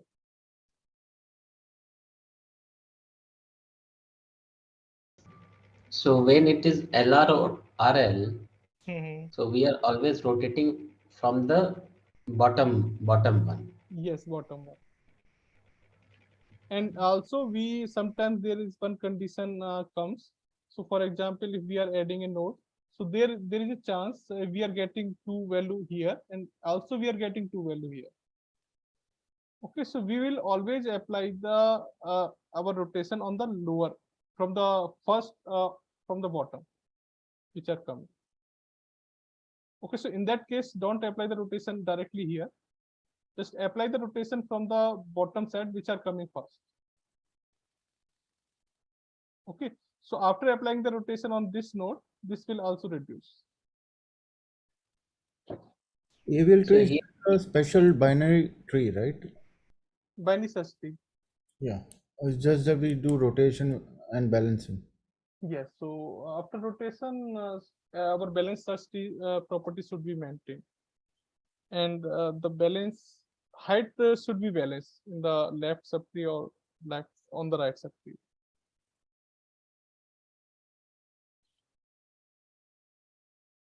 Okay. so here, see, on node 1, the balance factor was 2, and below which 3 and 2 were there, which were in balanced condition, so to say. So before doing 2, 3 rotation, can we perform rotation around node 1 first, and then try balancing later? What rotation you will apply on the one first? I mean, 1 moving down and 3 moving up. So 1 moving on the left side, you are saying that? Yes, I mean, replace, And you are moving 3 substituting. on. Yes, Okay, yes. I'm creating this one and just check it. 4, 1, 3, 8, 9. Okay, one second. So 4 and 1. Sorry, not this. No. 4, 1, 3. Why I'm saying that because 1 is the only unbalanced one here right now. Yeah, so you are saying that just apply the rotation on that node, and this rotation is anti-clockwise. Okay, so when you are applying this rotation, so how you will maintain the nodes? So for example, if you are applying the rotation on here, so you can just rotating this, this 3 will come here, and this 1 will come here, and where you will add this 2. So 2 will come between 3 and 1. So what is Because the benefit? 2 should come, 2 will come on the left hand side of 3, and 1 is also less than 2, so it will kind of larger branch from 4, 3, 2, 1, and then try and balancing like 11. Yeah, so once again you have to apply the rotation. So if you are adding this 2 in between, so you have to work more. So like this, 4, 3, and 2, and 1. After that, you have to apply one more rotations. So that, so I think you will apply the rotation on this clockwise. That's thing you want. Yes, yes. Yeah. So actually we have to identify some basic rules which always return the correct answer. So we have to check that this rules will always correct the correct answer or not before doing this. So because of that, some predefined rotations are available, and we always use that rotation. So if you are trying to solve using on way, so maybe there is a chance at some place there may be a return. There may be an incorrect answer will return. So how you can identify this? This 2 will come in between. How you can identify this information? Why? Because when you are rotating? the value wise it will come in between only, no? Yeah, value wise, yes, but we have to identify the logic. No, so for the program. Yeah, yes, correct. In the programming, will be correct. Yeah, we have to identify the logic that will always return the correct things. So, okay. So in that case, some rotation is predefined. So there are 4 type of category of rotation. So L rotation, R rotation, and R rotations, and RL rotation. So that is the predefined rotation, and the predefined condition are given. So we use these 4 type of rotation. Then our T got the unbalanced. Commit this unbalanced. Okay. We have discussed this. Okay. Hello, sir. Yeah. Sir, can you please explain the practice assignment 7 of question number 1? Week 7, question 1. Yes, yes. Practice assignment 7, question 1. Question number 1. Okay. What will be the minimum number of nodes in an ABL tree of height 12? Okay. So there is a formula for that. I think you remember that. Yes, sir. Is n of like v minus Yeah. 1 plus So n. S of 0 we will take 0. S of 1 we will take 1. After that, SH. Okay, we will always take S H plus S. Sorry, H not H. H minus 1. S H minus 1 plus S H minus 2 plus plus 1. Yes. Okay, so this is Yes. the predefined condition for 2 value. After that, we apply the same process. So, for example, we will calculate the for 2. This is the 0 height. This is the 2 height. So for 2, we will get 0 plus 1 plus 1, 2. 3, we will get 2 plus 1. Okay. So 2 plus 1, 3, and this is 4. And next, so we will, for finding out the 12, we have to go through this sequence. Okay, so 3 we are getting 4. For 5, we will add this 2. 2 plus 4, 6, and then plus 1, 7. Sir, sorry, I can't understand. I mean, it's are you doing by recursive manner? Just like S of H here is 12, right? Because height is given H is 12. 12. So yeah, H is 12, but we have to identify what is the H minus 1 and what is the H minus 2. So we have to calculate this value, and then we have to apply the recursive solution until we will get this base case. okay, so if 12, it's so the solution will be huge, like. No. So we will not ask this type of huge for the huge value. We know that you can calculate this value using this given sequence. Okay. So we can ask with the smaller value only. So we will not ask that what is the number of nodes with 105. This is very difficult to calculate. Okay. So S of 12 means S of 11 plus S of 10 plus 1, right? Yes, yes, Then yes. from S of 11, I will calculate S of 10 plus S of 9 plus 1. Yeah. Yes. Okay. So for manually calculation, just go through in that way. You can easily find the answer.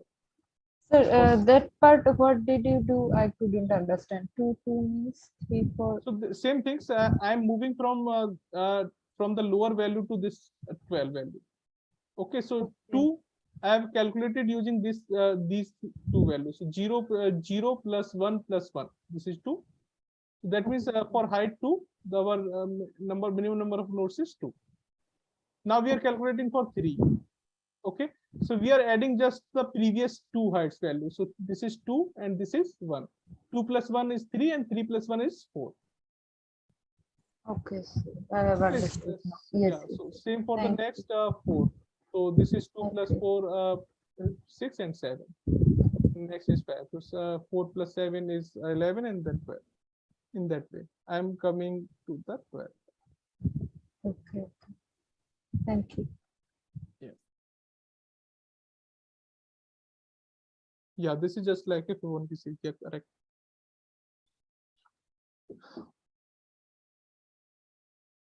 Okay, so what was the question? Yeah, this is the next one. Huffman algorithm based question.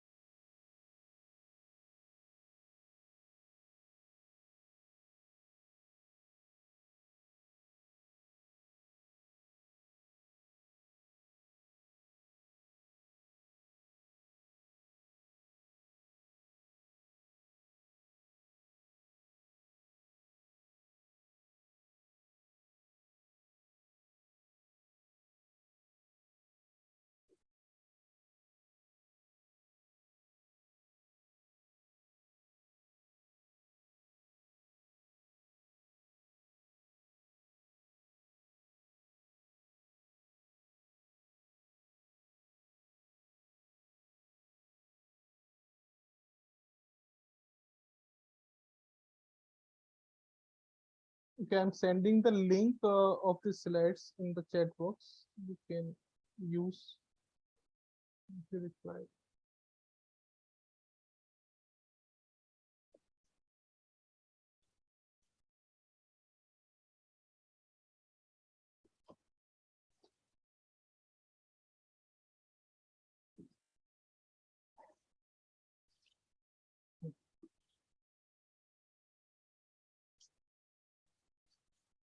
Sir, like the first revision session we have done, so you have the link of that one. Currently, I have no. I think Bhaskar have took the session. So I'll ask to the Bhaskar and then he will. Yeah, he told me that just he will upload it, but exactly I didn't get it. So that's why. Okay, I'll ask to him. Then. We will upload it. So right now you can copy this link. Okay, in the chat box. Yeah, I've done that. Yeah, so now the question number 11, just tell me what is the exact code length for each character.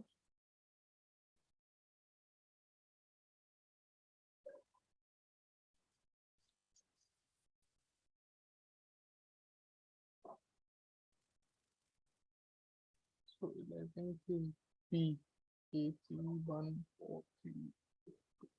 Okay.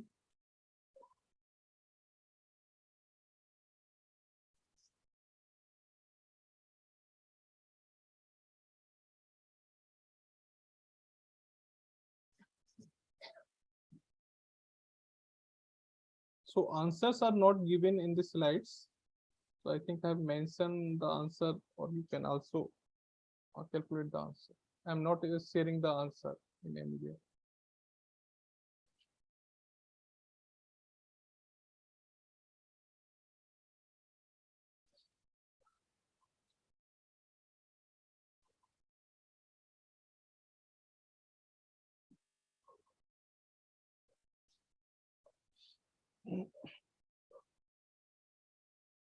Okay, just solve this question and type the correct answer.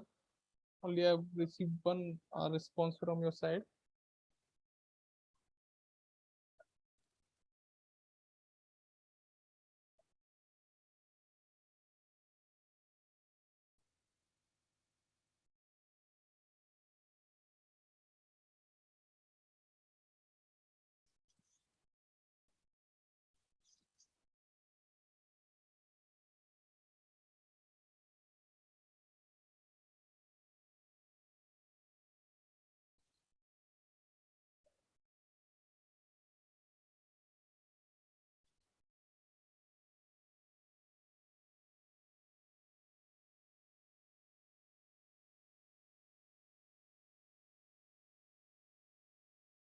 Nobody is solving.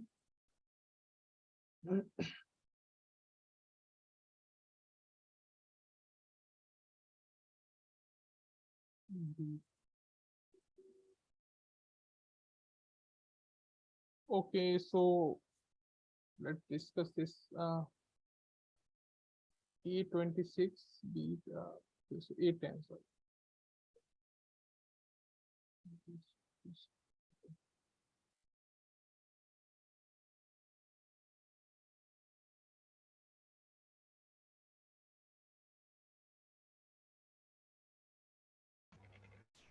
8, 13, 7. 6, this is not 8. 6, 13, 2, 7. Sorry, 6, 13, 2, 7, yes. 6, 13, 2, and 7. Yeah, this is the frequency. And we will just select the two smaller ones. So this is 2 and this is 6. And we will add 2 and 6. This is represent the E. This will represent C. Okay. Now we will get 8. Now then that means we are getting 8 using this. And now we have two smaller one is 7 and 8. Okay. So that means we will add 7 and 7 is representing F. And we are getting 15. That means we are getting this using the 15. Okay, now next two smaller is 10 and 30. Okay, so 10 and 13. 10 is representing A and 13 is representing D. We will get 23. Now that means this representing 23. Now next two smaller is 8. So 8 we have already solved. So 15, 26 and 20, these are remaining. So 15 and 23. So that is something wrong. What we have here? Okay, so okay, fine. We will add this. So 15, this is 30, 38. And after that we will add B. This contains 26. Okay. Now we'll calculate the code for that. A, B, C, D, E, and F. So A is representing is here. So this is 0. This is 1, 0, 1, 0, 1, 0, 1. So B will be on left of 38 or right? We can take any. There is no issue. Actually, we are asking the number of. That is correct. But if question is asking the character, then it should be on left. No?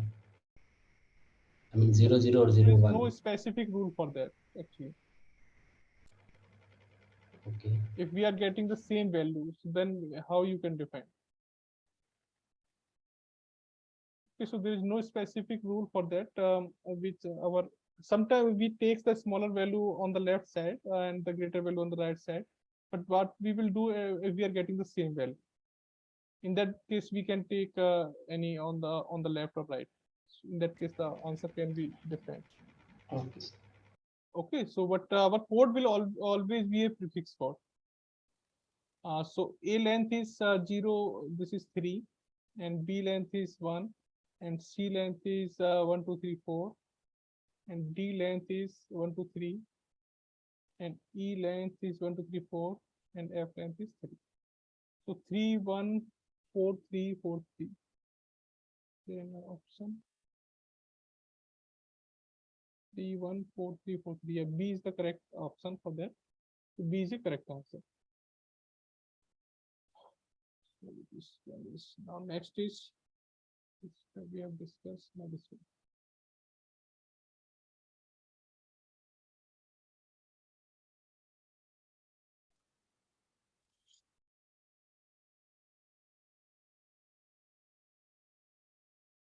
So what is the maximum number of meetings that can be held in the meeting room without conflict?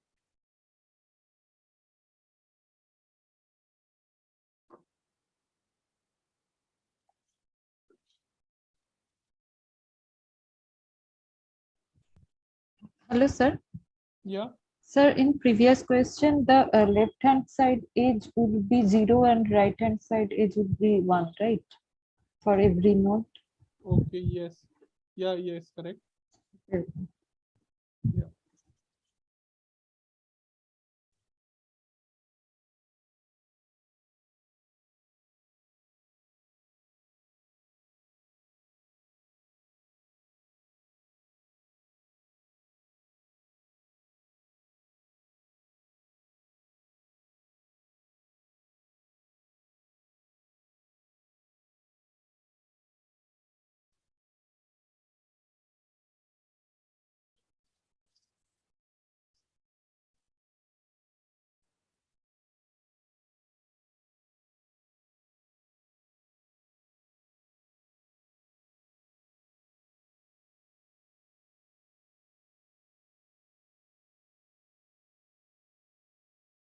Five. Okay.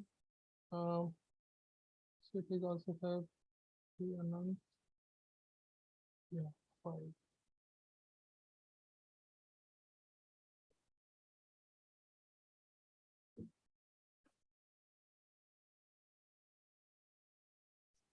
Yes. 5.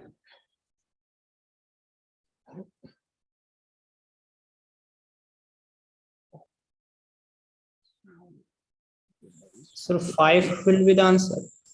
Yeah. 5 is the correct answer. So everyone knows that how we are calculating this. Is there any query in this question? So we are sorting the end time in ascending order and then finding Yeah. any clashes and removing them.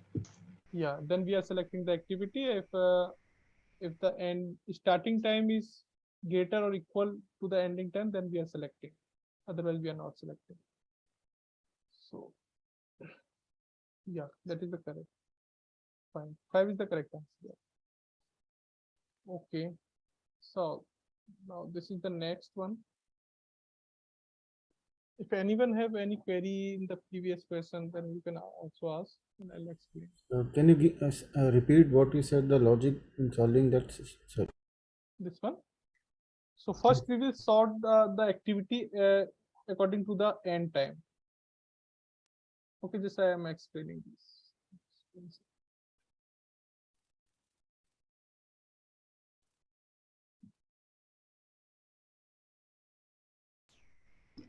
But we need to do it on pen and paper. Yes. It takes little time. I think after sorting, that will not take much time. So if we will sort the activity, so for example, who is the first smallest one? So just write the activity in the sorting order. So this is the 2. 2 is the smallest one. That means M2, and we are writing in that case 1 and 2. This is the start time, and this is the end time. Okay, so M2 is the smallest. Next greater value is 3. So this is M1. Okay, I'm also not writing this M term again and again. So 1 and 3.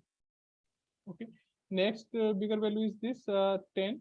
So 10 is 2 to 4. And next figure is, so now I have selected this one. And next small value is 6 and 3 to 6. And next is 7.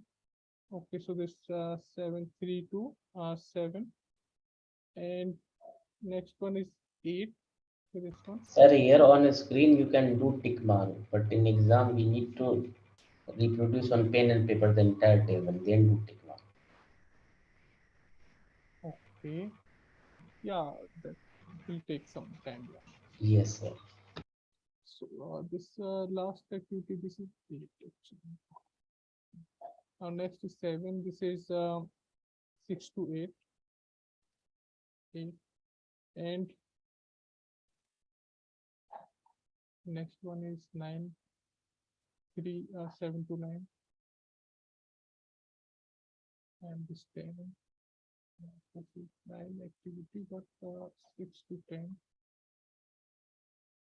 And 11. 10 to 11.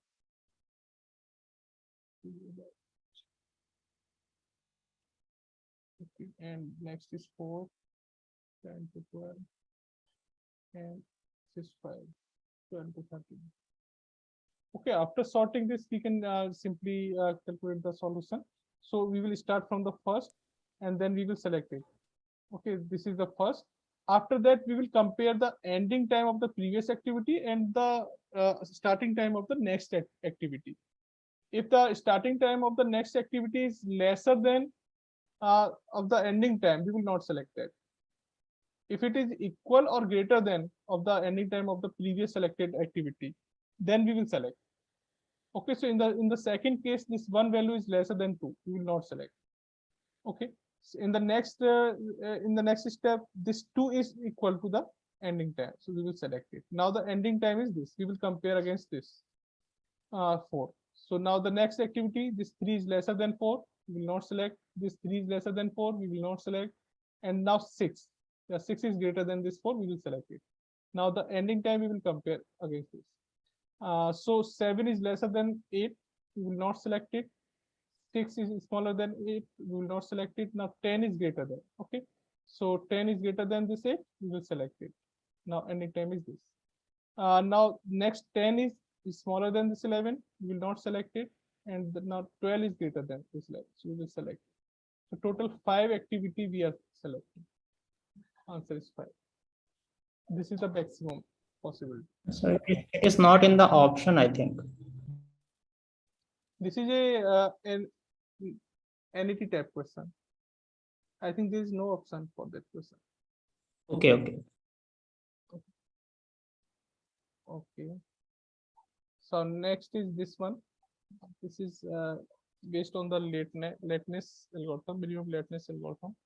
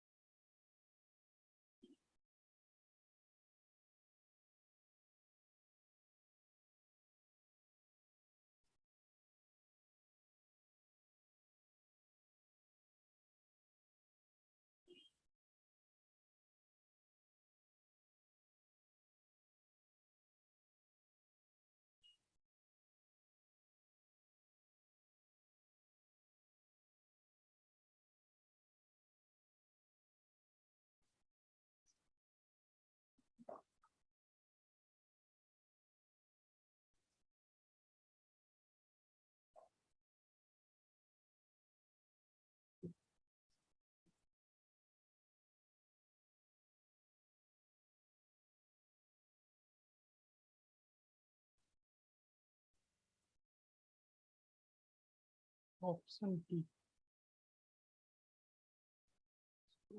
30. 3. No, 4 you are later. Okay.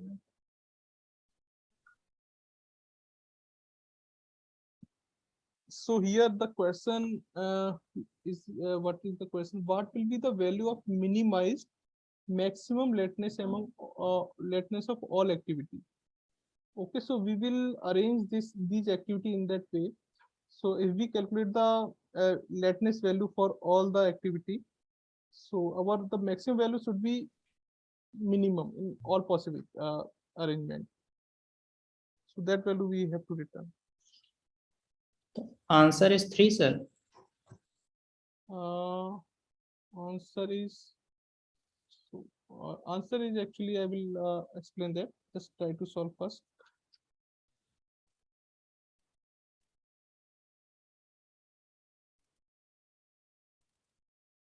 First thing, tell me how you are solving this. So the deadline, the minimum deadline is the 6th activity. So initially I say that the timing is at 0. And Yeah. I select the 6th activity, which has the deadline 5. So it takes duration of 2 unit. So my time t will become 0 to 2, and I have selected the 6th activity.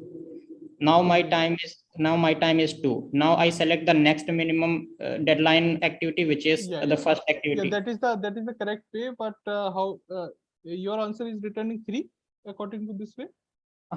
Yes, sir. So 3, let us see, for which activity 3 value is coming? No, total 3. So not total. We are asking the maximum value among all the lateness. Okay, so that will be 2, I guess.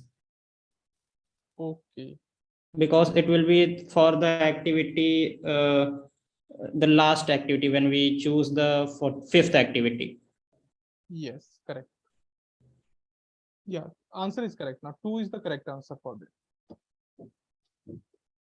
So same way, here we will also arrange these activity in the according to the deadline. Okay. Let's see.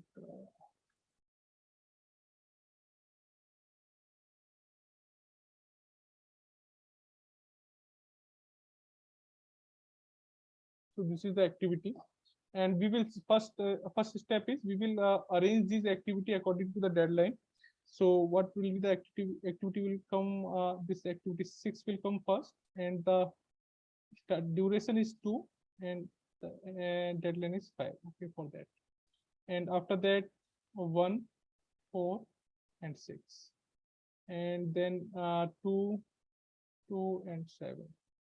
Okay, then 3, 1, and 8, and then 4, 4, 12, and 5, 3, and 40.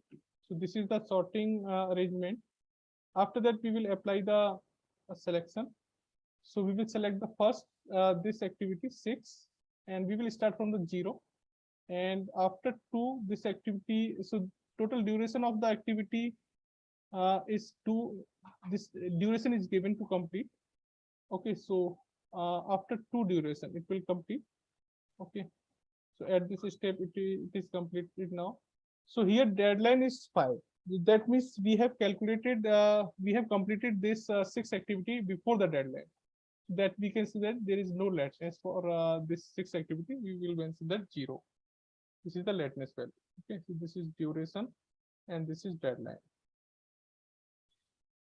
After that, we will start from the 2 time. The next activity we will start. This is 1, and the duration of this 4. So we will add this 2 plus 4.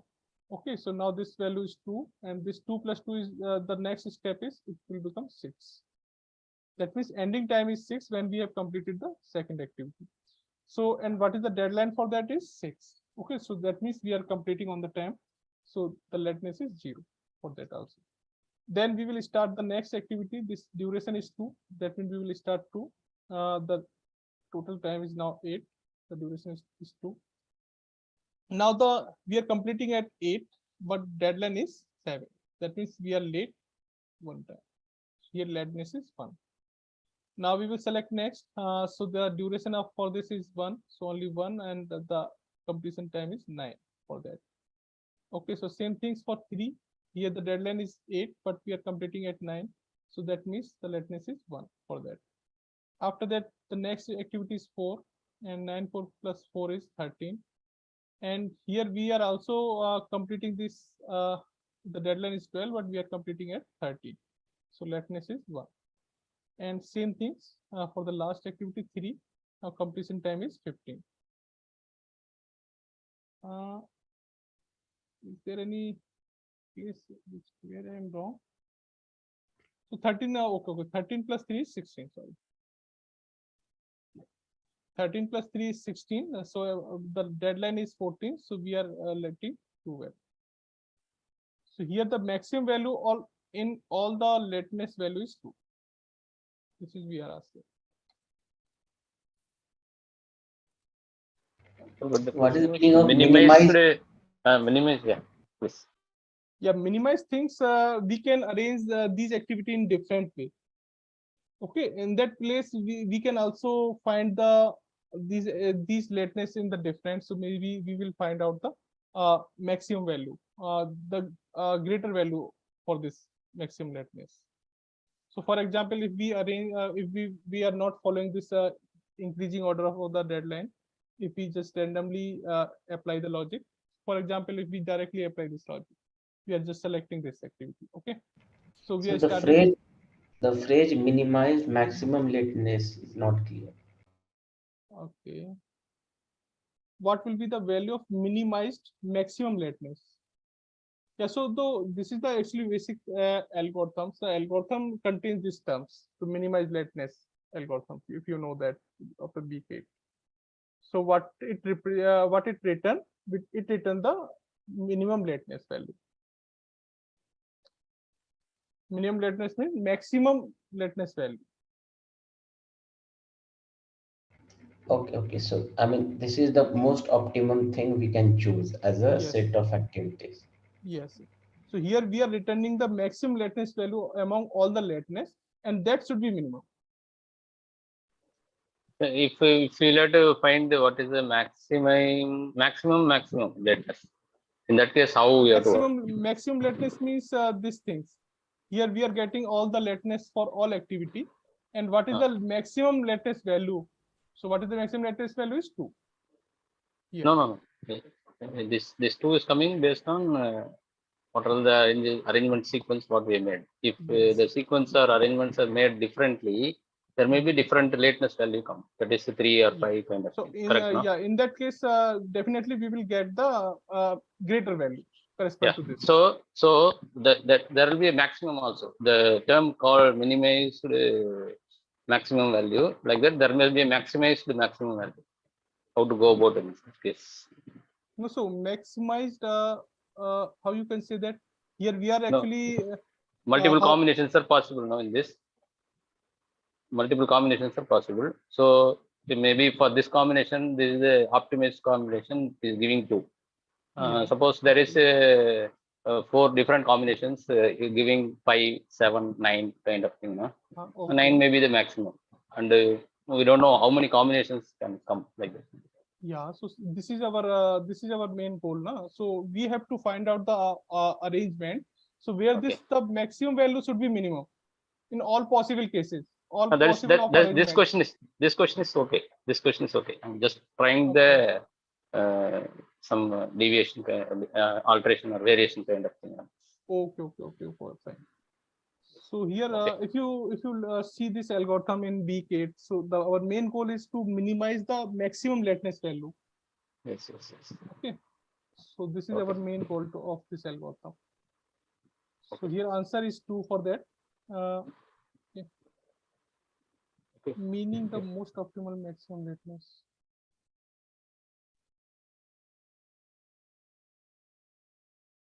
Meaning the most optimal maximum lateness. Optimal, we can say that optimal means same things, minimum. Okay, so here lateness we are not adding all the lateness value. Here we are just selecting the maximum lateness among all the lateness activity. Then that means we want to minimize all the lateness value, all the activity lateness value.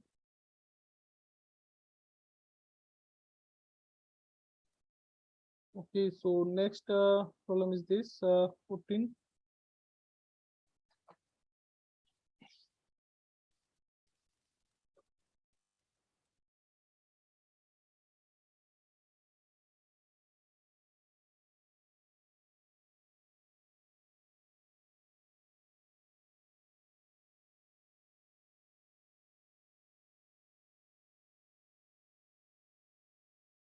11.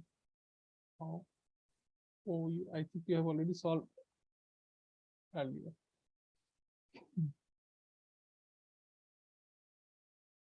10, Vietnam 10.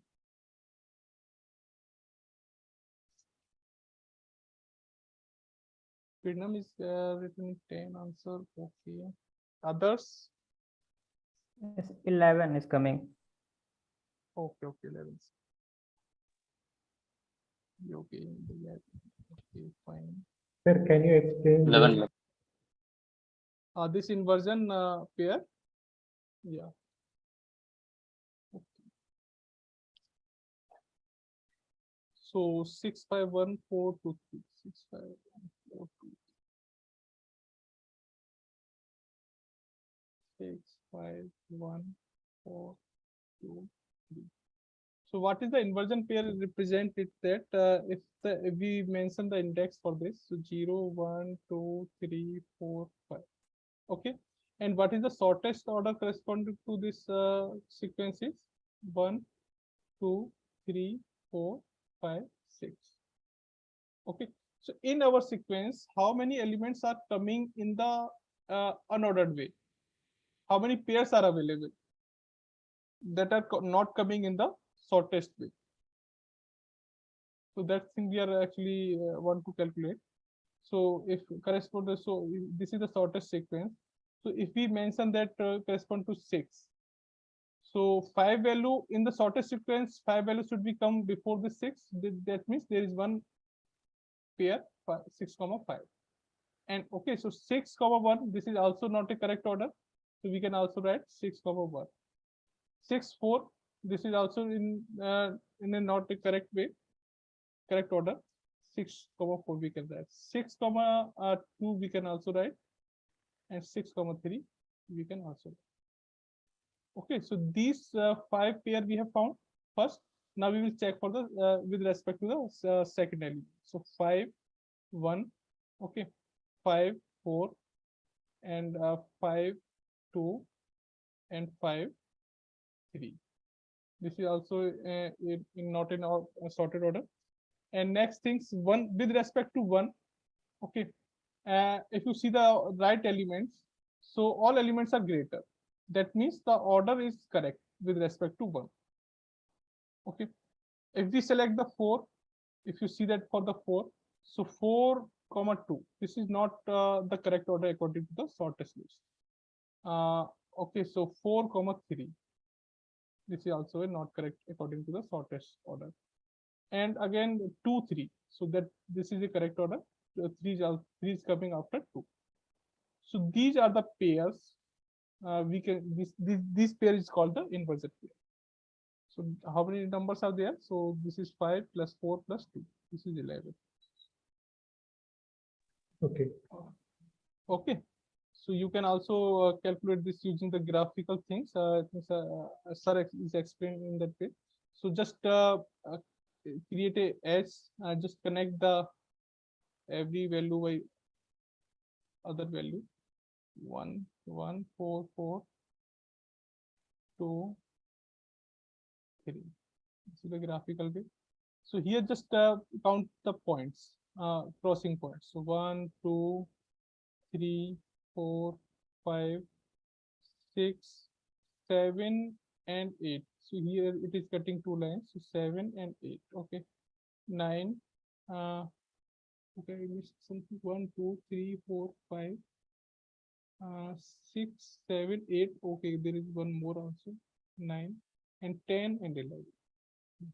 So this crossing point is also representing the same. Okay.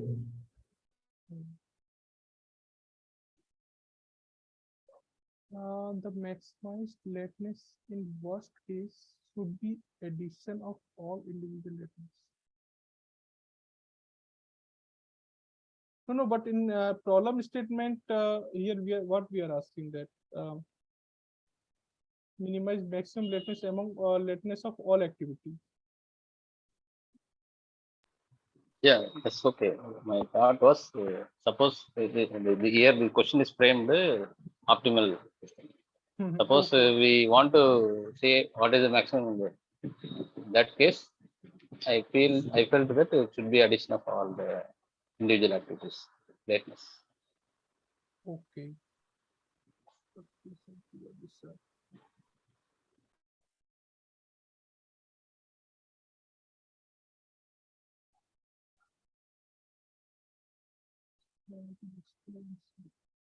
So no, this maximum lateness things is not written the addition of all individual lateness.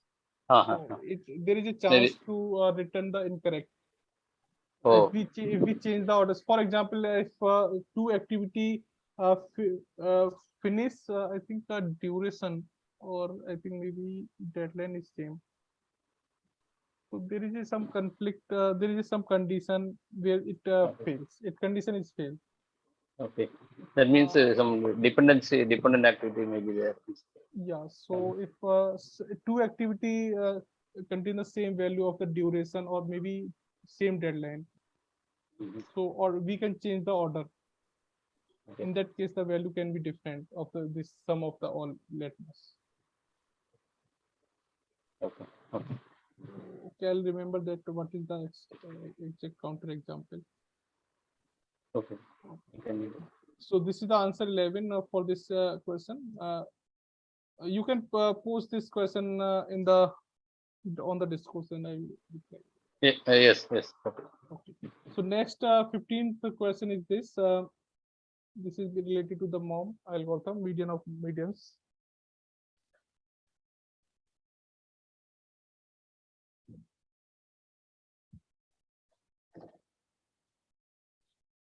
Here reads the comment also. Okay, so comment also contains some conditions.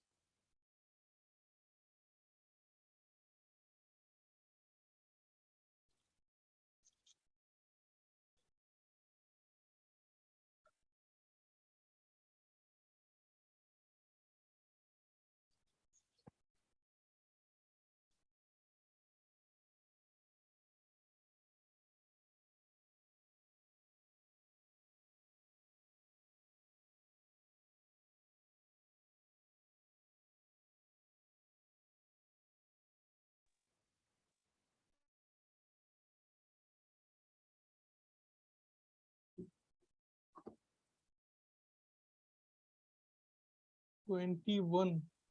Okay. Not feeling it is correct.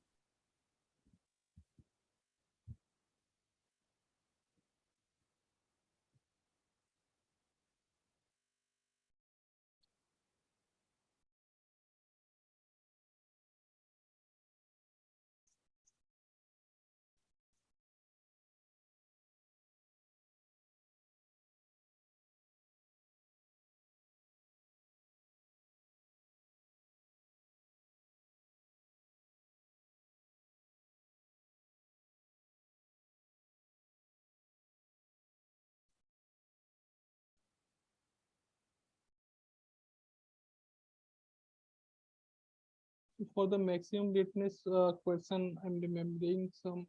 So for example, if you have an activity A, B, C, D, E, and the duration is, for example, 3, and deadline is 6. Okay, 6, and next is 5, and deadline is, for example, 7. And the same 6.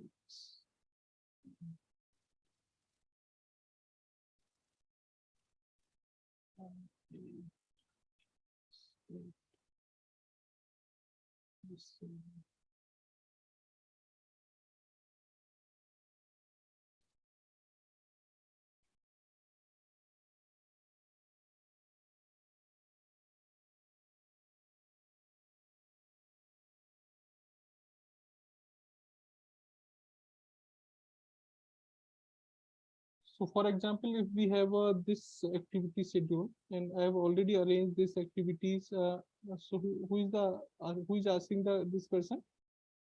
Yeah, me, sir, Yogananda. Yogan. Okay. So here I'm arranging this activity according to the deadline. So for example, okay, this is the deadline and this is the duration. Okay. Okay, and then we will select the activity. So we are selecting the activity according to the deadlines in increasing order. So we will start from the 0. Okay, but here 0, so we will select this first activity and we will finish at 3. Okay, so there's no so there's 0 lateness for that. After that we are selecting the next activity 5 and we will complete this at 8 and we are getting lateness 1 value. Okay, and after that we will select the next activity 8 plus 6 is 14 and our lateness is 14 minus 7 is 7.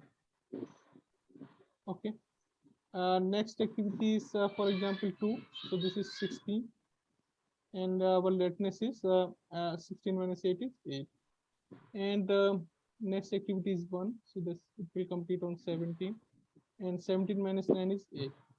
Okay, we will add the lateness, so we will get the 1 plus 7 8 and 24. Okay, but here we can change the order of these two activities. It's like 5, 7, 6, 7 plus 10. Here this actually this we are just sorting the activity according to the deadlines. We are not sorting according to the duration. Start of activity or duration. Okay, so we can select this one first and then we can select this later. So if we change this, so what we will if the answer is coming same or not. Okay, just check that. 0 we are starting at 3. Now we are selecting this next activity 6 and that means we are completing at 9. Okay, what is the lateness for this is this is 0. Now this is 9 minus 7 is 2. Okay, and if we are selecting this one then we will select the next one. So this is 9 plus 5, this is 14.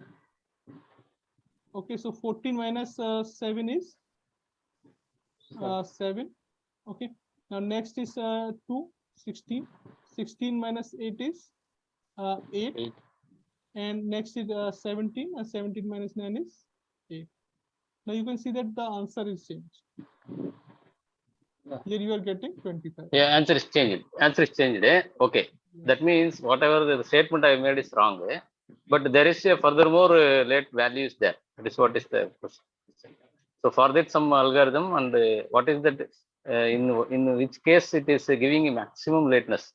Now it is 27. Maximum lateness among all the lateness.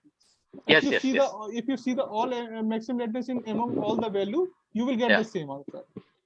If you are changing the order, that the maximum value will not change. This maximum value will not change, but the addition of all the maximum value lateness is it can become changed. Okay. Okay, so That means algorithm is designed for this one. The maximum 27 is the maximum value. 20, After the sorting. No, this is 24. Oh, 24. Okay. Yeah, this is 24. That means the 25. If we change like this, we are changing 5-7 to 6-7. If we change one more this thing to 5-7 to 2-8 kind of thing, there may be some other number coming. Yeah, that number can be number can be different. Yeah, out of such combinations, what is the maximum? That I have to find out. No. So our actually algorithm is minimum lateness algorithm. So Fine. Yeah. Okay. So you want to different thing. My objective was slightly different. Okay. So that is that means you are giving a problem. Yeah, it's a new problem we can take. Yeah. Okay. So your main motive is the if our main goal is how we can get the maximum sum of all those. Yes. Okay. So I think we have to think about it. This is a problem, new problem. Maybe we think, but let's close. Yeah, so now I get 20. I am not going to solve again. I'll get different again. Go, Avinash. Okay, yes, Avinash. 20 is the correct answer for that. This. So is it clear for everyone? MOM algorithms, how we are solving this? Yes, sir. Yes. Okay, so this is simple. Here we are selecting the block of 7 elements, and after that we are sorting that blocks, and we are selecting the middle elements. Okay, in the 7 element. So in each block after sorting, we are selecting the middle element, and after getting these middle element, we are applying the same algorithm again, and then we are returning the median element. So So why not 18? Because if you sort the last 7, we get around 7, 11, 17, 17, 18, 20. The okay, last okay. Let's solve this. No, there are 27 elements only in total. 28, no? 27. Okay, just okay. So what are the first 7 is? So 1, 2, 3, 4, 5, 6, 7. Okay, this is the first block, and 1, 2, 3, 4, 5, 6, 7. This is the second block, and this is the 1, 2, 3, 4. This is the next block, and 1, 2, 3, 4, 5, 6. Okay, got it. So actually, I was checking 18 also included in that. Okay. Fine.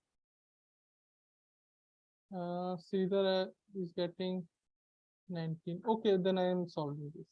So what we will do, we are picking the group of 7 elements every time, and we are arranging this in increasing order. So after picking this block of 7 elements, we will arrange this in increasing order. 3, 4, 5, and then 7, 9, and 10, 13. Okay, this is the first sorted block, and second block will be 1, 2, 6, 8, and 12, 15, and 19. Okay, third block is 14, 18, 18, and 21, 23, 24, 25. And next block is so 17. 1, 2, 3, 4, 5, 6, 7. Okay, so this is the 6th element. Okay, so 7. So this is 1, 11, then 17, then 17, then 20, 26, and 27. Okay, so the median of this block is 7, this block is 8, this block is 21, and what is the median for the last block is? So what we are returning according to the code? After sorting, so yeah, len floor division 2. Okay, so len of this 6, and 6 divided by 2 is 3. So that means we will return the third index element. Okay, so that means this is 20. Okay, after getting this 7, 8, 21, and 20. So this length is 4, and 4 divided by 2 is 2, and we will return this. We're getting something. Okay, after sorting. Okay, sorry. So we will sort this 7, 8, 20, and 21. And then we will just check return the second index element 20. 20 is the correct. Okay, so last question is this.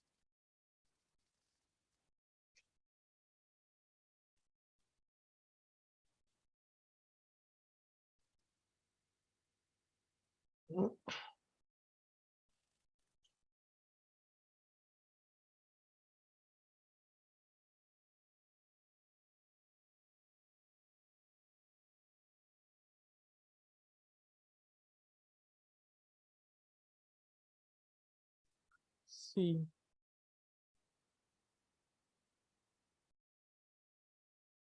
Dimly think again. Yeah.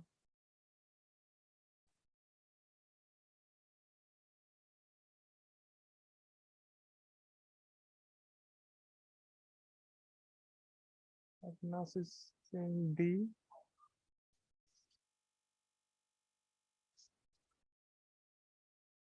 D. Okay, so D is returning by everyone. B.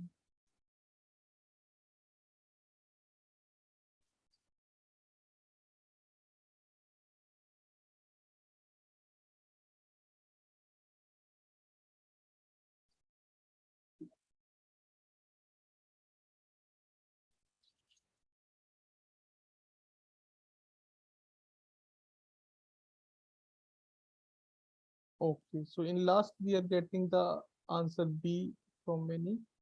So yes, B is the correct answer for that. If you remember the points which discuss in the week 8 that are very important to solve this. Okay, so this is the recurrence relation. So if you so you can easily find this one. So this recurrence is really represent the binary search. If you remember that, every time we are dividing a problem by into the half problem. Okay, so t we are starting tn, and we are dividing. In the next step we are removing half of the element, and then we are calling the same algorithm on n by 2 elements. Okay, and during this process we are taking only one steps. This is representing by this order of 1. Same things, next step will contain the n by 4 element, and we will reach at the 1 t1, and that will be the base case to finish. So the total number of labels will be log n. If we are decreasing the value every time by dividing by 2, so that means we will reach at the value 1 in log n step. Okay, log n step. So that means this is representing to this log n. Okay. Now, if we see the another 3, so it depends on the some rules. So, for example, if we see this, okay. So if you remember that this represent the worst case of quick sort recurrence. So every time what we are doing, every time our main first step is contains an element, and we are just processing this n element, and our algorithm is taking n time. Okay, It's kind of series sum. yeah, series. In the next step we are calling the same algorithm on n minus 1 elements. That means we are calling this tn minus 1 algorithm, and in that case our algorithm will take n minus 1 steps, and the same things tn minus 2 during this division. So our algorithm will take n minus 2 steps. If we will add these steps, so n plus n minus 1 plus n minus 2 like this, so it our complexity will return n square for that. Okay, so this series, if we will add, we will get the n square. So this will represent this. And apart from that, if you will see the upper one, first one, tn equal to 2tn by 4 plus okay.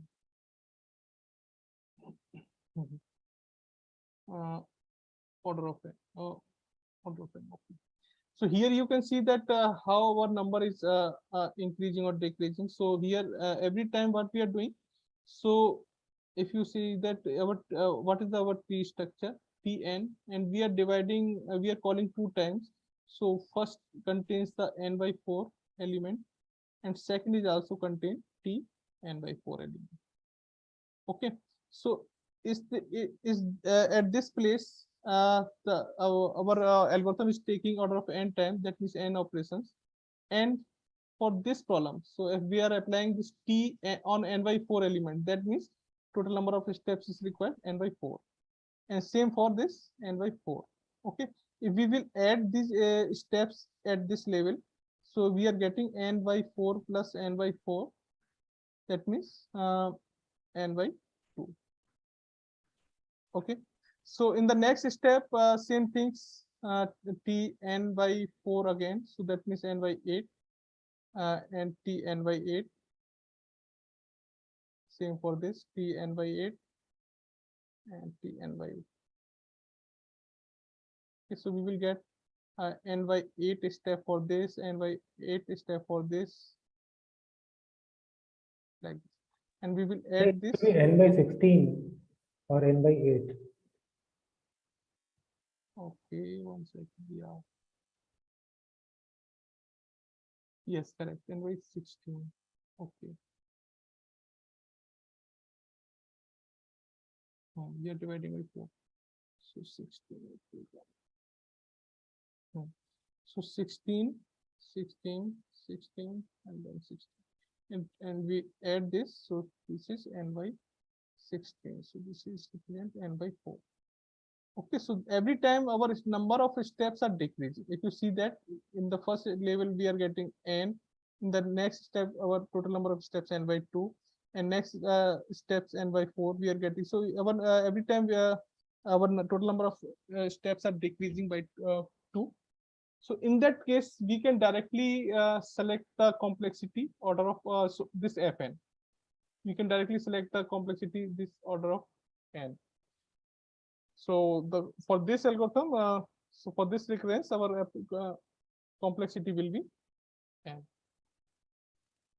Okay, and this is the next one, 3t n by 3. If our number of steps are equal at each level, so t n 3t n by 3. Okay, and plus order of n. So in that case, if you draw the tree, so t n, this is t n by 3, t n by 3, and t n by 3. Okay, so total number of steps are n, and sorry, so if we will add the number of step n by 3, n by 3, and n by 3, so we will get n.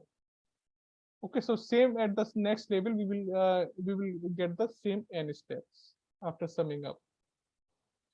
So that means there is no changing at each level. We are just getting the same number of operation at each level. And in log n steps we will complete this log n step we will complete this tree. So we will just apply that total n into log n step, so that we can say that n log n is the complexity for this tree. Okay, so that means this is the n log n. So this is the relation, and the correct answer is for B.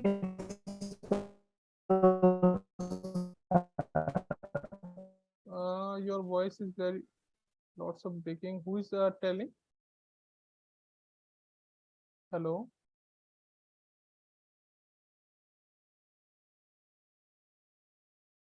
Hello, am I audible? Yes, you're audible. Okay. So the answer Can you show the can you show the working for B? For A, for A. For A. Yeah, can you just Okay. For A, this one. okay, so okay. Okay, here the total number of steps are decreasing, n by 2, n by 4 in that way, n by 8 next. Yeah, basically we are having it. Yeah, each step. Okay. So these are 16 questions I have. If you have any question now, you can ask. Can you explain the C part of this? How we getting t n by 2 in the next iteration? C Tn equal to Tn minus 1. This? Yes, sir, yes. Only this. Okay. So here actually we are just decreasing one step every time to reducing it. So we are starting with n, and our algorithm is taking n steps. Okay, that is the fn things. So in the next step, we are calling the same algorithm on n minus 1 element. That means if our algorithm, if we are giving n input, our total number of operation is n. If we are input is n minus 1, then our number of operation will be n minus 1. Then in the next recursive call, t n minus 2, like this. Okay, so total number of steps is n minus 2. Same things we will repeat till 1. Okay. So this is a series. So actually we can add these things. So n plus n minus 1 plus n minus 2 plus n minus 3 plus dot 1. So I think for this series, if we add that, we get the numbers. So I remember that n into n plus 1 by 2. this is the formula to add this series. And if you add this equation, so you will get the n square by 2 plus n by 2, and you are getting this highest order of n square. Okay, Okay. so thank you. Yeah. This is the I forgot to ask the OPP things. How was your OPP? How was Sir, the had the issue where like they did the you're not subscribed to the course thing. Almost lost like 1 hour. what is the issue? That like you get when you type the code and then you run, right, you get this issue, right? Like you're not subscribed to this course and then they'll reroute to the dashboard.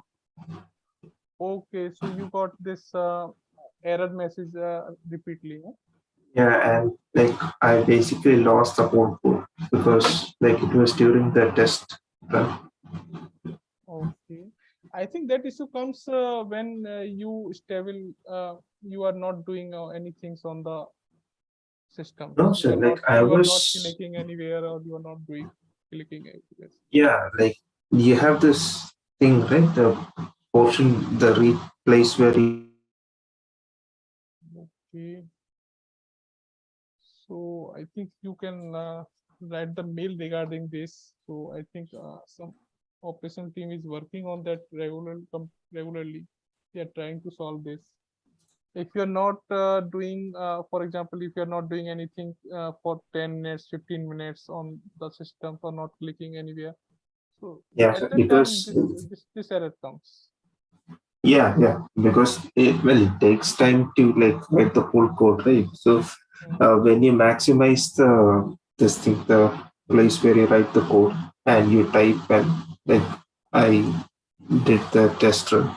Okay, but still, if you are typing anything in the editor, so that things is also considered. No, but then you lose the whole thing, right? Like you cannot reload the thing. So like it automatically takes you to the go to dashboard thing. But then like you can't go to the dashboard because you are in exam mode. Okay. So how many questions you have completed solved? Well, I did do properly. Okay. Basically somewhat okay, but there was this thing like that Dijkstra based thing. I think the second question. Third person. That's the so graph based question, that is the third person. I think it was the second, like there was one 30 mark, 35 mark, something, right? Second was Second question is the binary search space question. yeah, login time. Login. Yeah, like it was one of it because I was writing code and like that did happen. But I did mention it to the prompt, and she said that she will make a note of it. Then there is nothing else that she can do. Okay. So yeah, currently operational teams is working on that, and that is not resolved till now. So that is happening with everyone. Because of that, I have also said these things during the small duration. So after 5 minutes or 4 minutes, just click on the test and button. Just safe for the safer side on. The TDS was Even happening again. So can this PDSA be also again one repeat? For the same issue, the TDS, there was a repeat exam. So this final exam is repeating. No, the TDS was happened on 25th June, and then that got repeated because this issue was a major one in that this time. I mean, a huge But majority. we are not listening this type of issue from PDSP exam, because there are many students have completed most of the problems. So 100 approx 120 solve the first problem. Same ratio, all the problems are solved by the students. we are not getting any issue. So, sir, there is a student who got, I mean, in his portal, public test case and public test cases are not visible. So, if he when he was submitting the code, it was showing that the all test cases uh, passed or submission successful, but it is not showing that it was not showing that the 5 test cases passes or not, or how many fails or not. It is not showing anything. It's just showing that your submission is successful and no public test cases was visible. No. So when you click, no, that things is not happening. If your public test case is always visible. Yes, it happened, sir. So, and he also mailed to the support and also uh, messaged in the Google forum. Oh. And he also complained at that time. So when whoever the proctor was at that time, problems comes with your and your friends. one of my friend. And which subject? PDSA. It is PDSA. But there is no response coming from the support and from anywhere.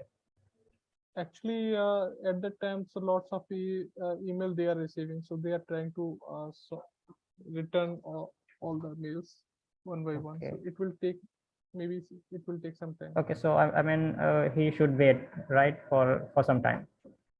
Yeah, they will reply on. Yes, sir. Sir, if I talk about the issue, sir, I also have got an issue during the OPE during PDSA OPE. What is the issue? Sir, actually, you can say it was serious one. Sir, actually, when I was giving my OPV, for my data pack, I get around 1.5 GB and 2 GB per day for data pack. But I have planned that when it expired, I will switch to my another SIM and use that data. Okay. So, but when it expired and when I switched to data, I just refresh it. But the problem is when I refreshed and when I click my test run, question number 1, test run, it just buffers and buffers, and shows something went wrong. Means I was not able to test run or nor submit the question.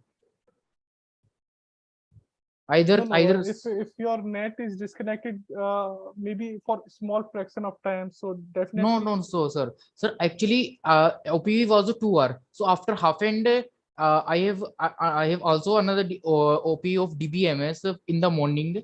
So I have consumed that, and after half an hour, my expired, so I changed, and when I reconnect, it is just I can't able to submit.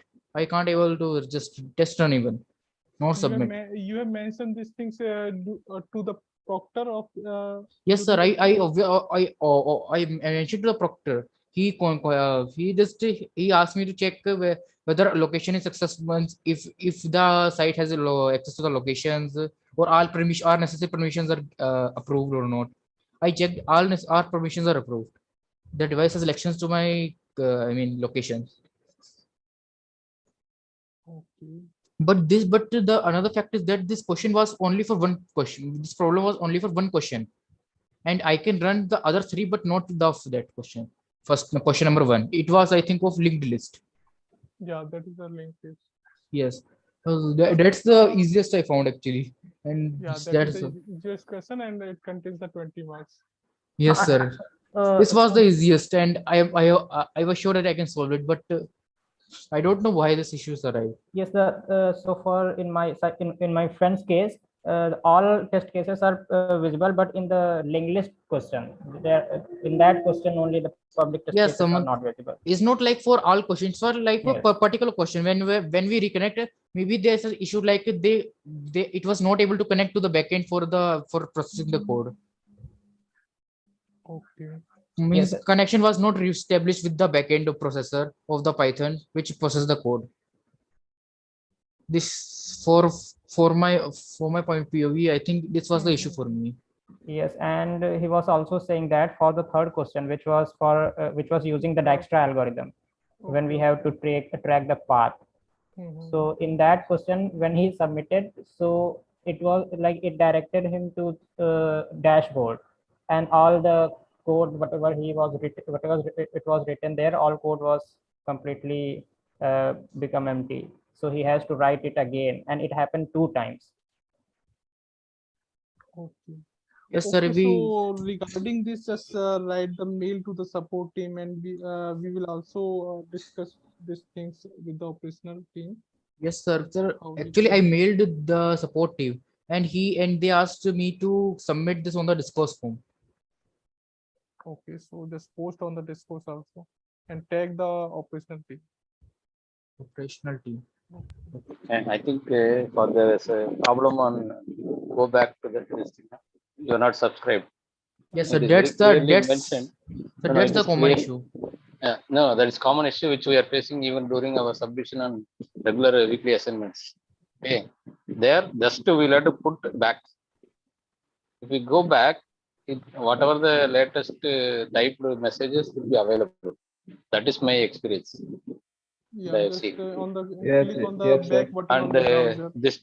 this time they have clearly mentioned in the COC instructions also. I think maybe we need to go through.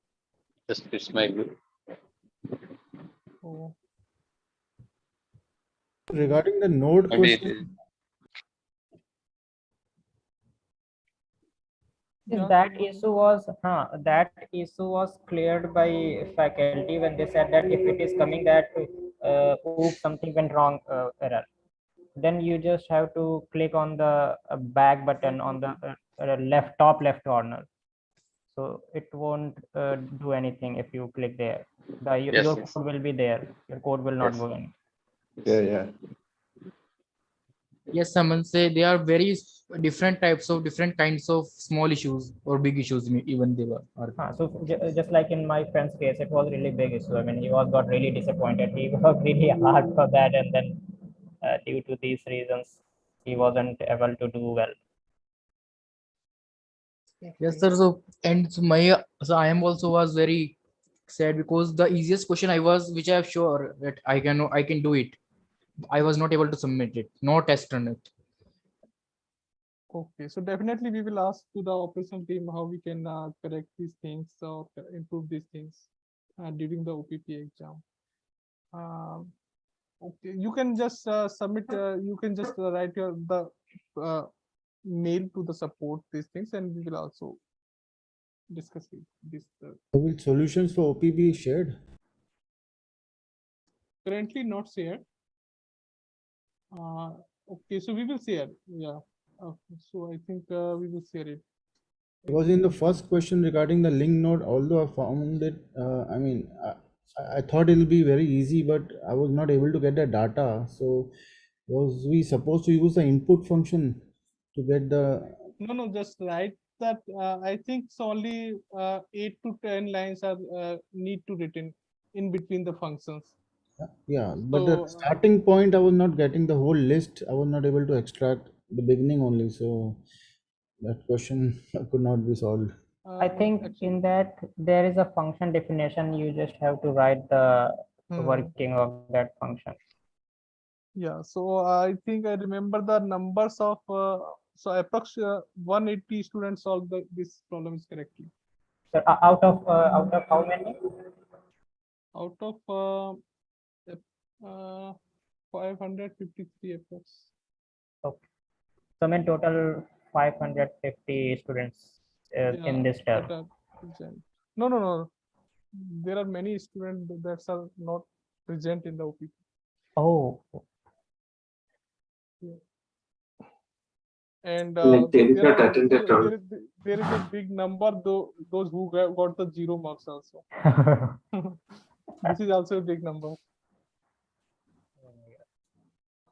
Yeah, so in the WhatsApp group, the informal WhatsApp groups, students are saying that I'm not getting any marks. I haven't do any. I didn't do They are any. not able to run any single. They are not able to pass any single private test. That means they are getting 0 marks.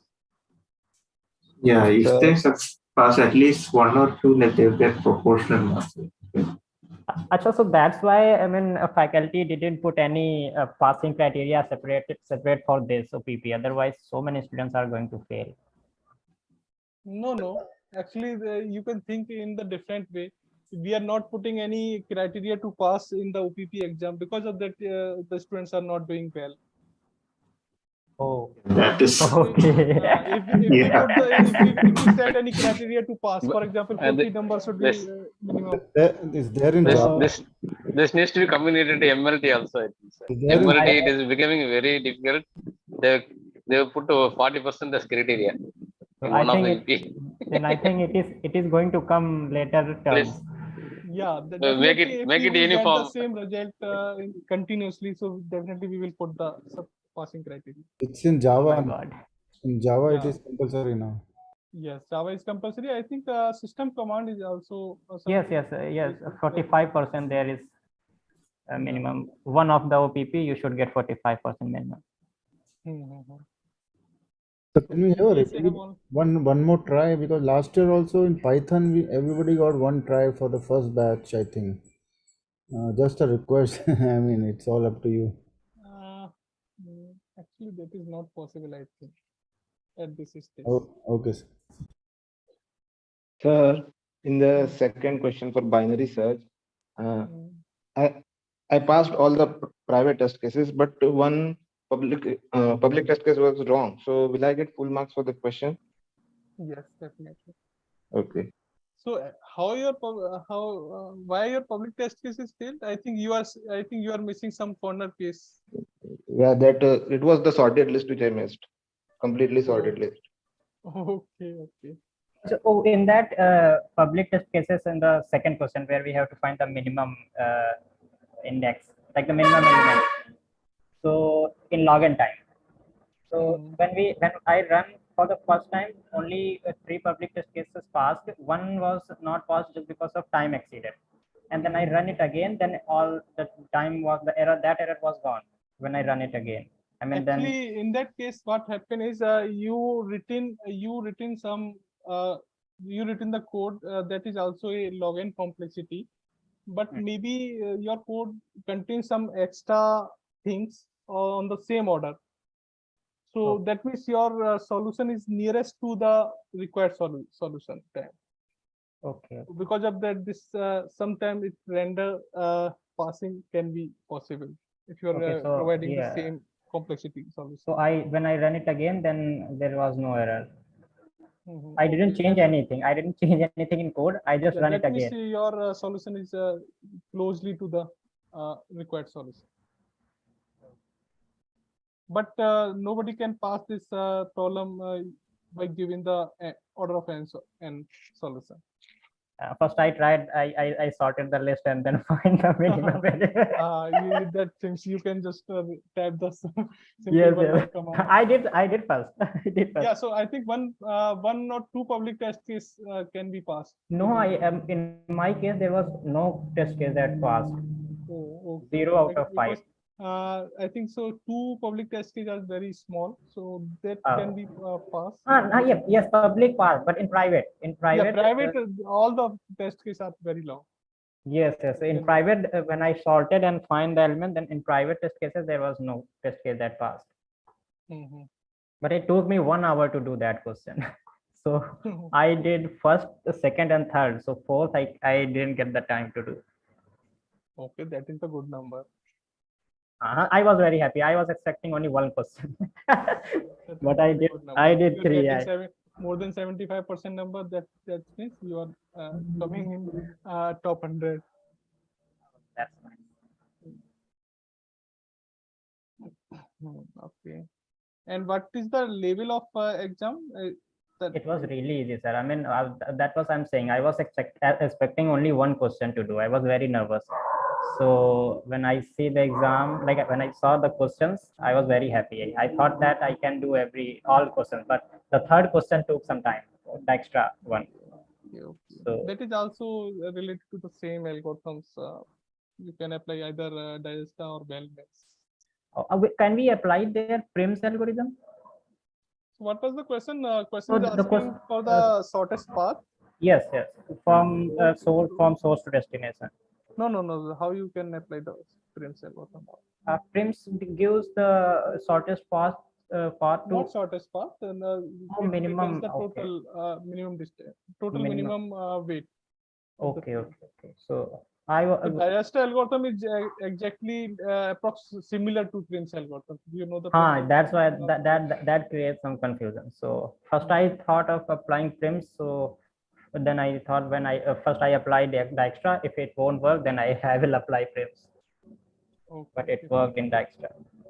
I was fully expecting 4 or 5 out of 20 I managed to do all questions. Okay. Okay, so is there anyone, if you have any doubt in any topics, then you can ask. Sir, in the end term exam, will the weightage be equal for each week or Equal, yes, equal. Okay. Don't ignore any week. Acha sir, one more question. So they are going to give some marks for quiz 2 in regard to with the performance in the with the performance of enter. So are they gonna choose the syllabus of till week 8 to do this, or all the marks whatever we get in enter, that 20% is going to count for quiz 2? So there is one formula is given in the graded documents. Okay. Okay, so just see it, how we are calculating this. If you are giving both quiz, so 0.15%, I think, point of each will be calculated. So there is one formula. If someone is not giving one quiz, so definitely he there is one punishment of 5%, I think. Okay. Okay, so just see this this formula to calculate, then you will get how we are calculating the marks. Okay. And I think he is talking about like, I think before the last quiz or something, there was a mail that was sent out that said like, there would be an option in which they will consider the better marks of enter or quiz 2 as the marks for quiz 2. So there are two formulas given. Either they will calculate the maximum marks. So maximum of these two. Maximum of these two, and then they will calculate the marks, and they will calculate also the individual one. So 0.15% for quiz 1 and for quiz 2 also. Then we will check which one is the greater. Then that will be the choice. That will be the selected. Yeah.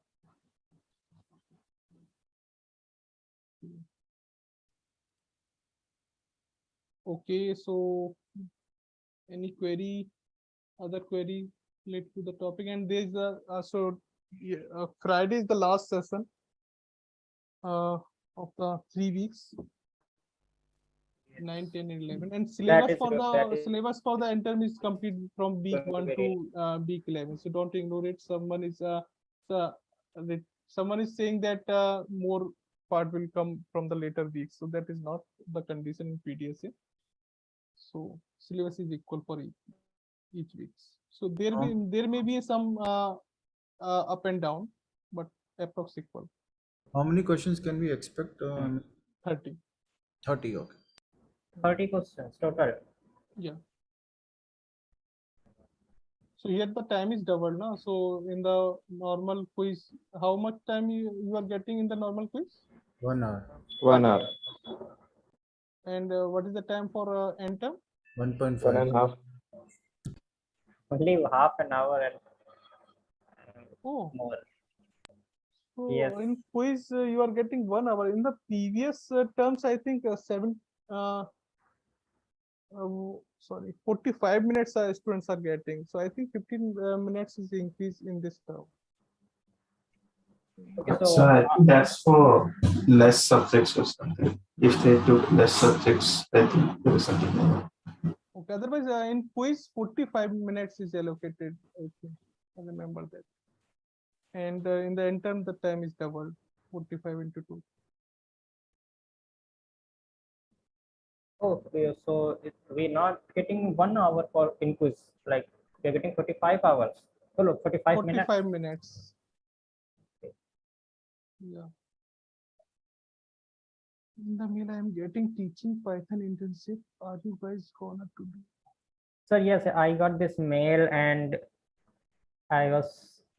So how is this going to work? I got this mail and I submitted this. Okay. So I think you are in the diploma level, and some teaching Python internship is required from the diploma students. Okay, so are they going to be DAD student, I think, right?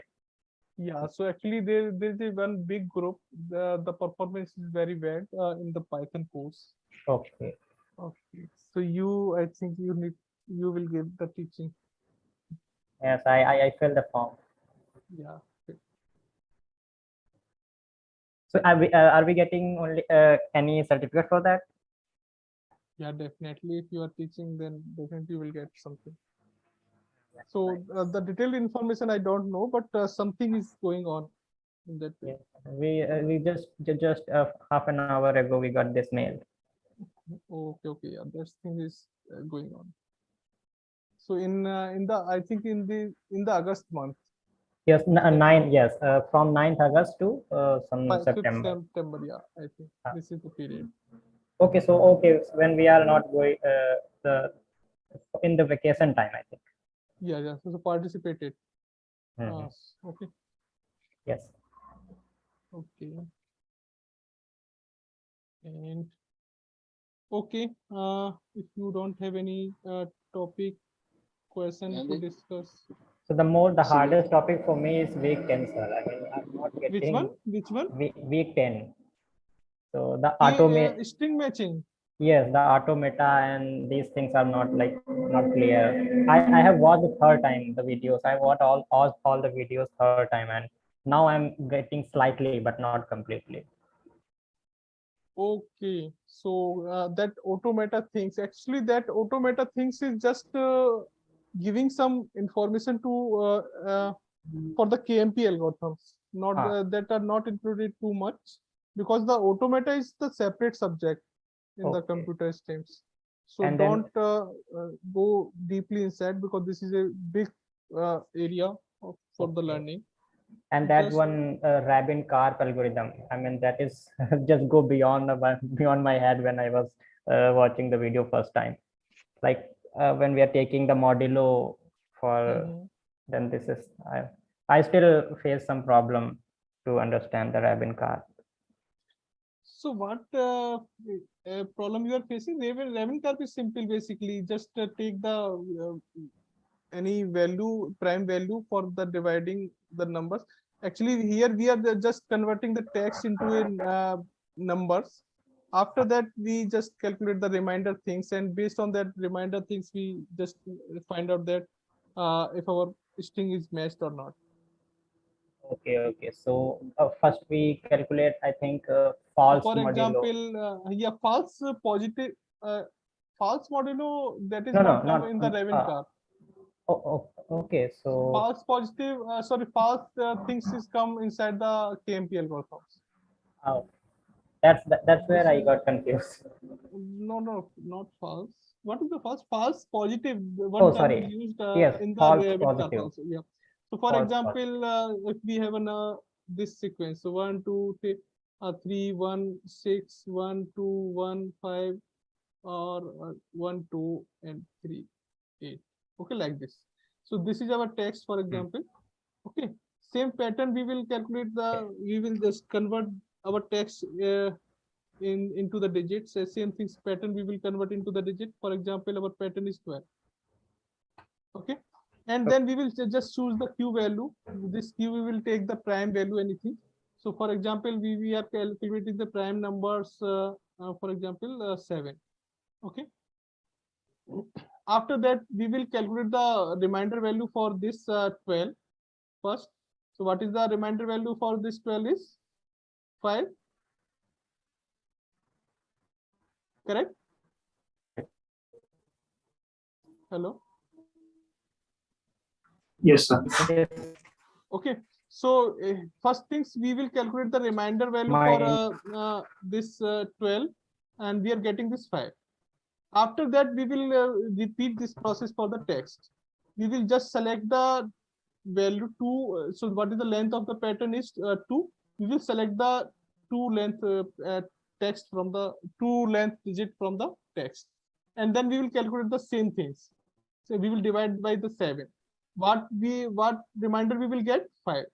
Okay, so when we will get the same remainder, okay, so when we are getting the same reminder, for example, if we are getting the 5 reminder from the pattern and we are getting the same reminder in our text, that there is a chance that this part can be matched through this our pattern, but we cannot sure this.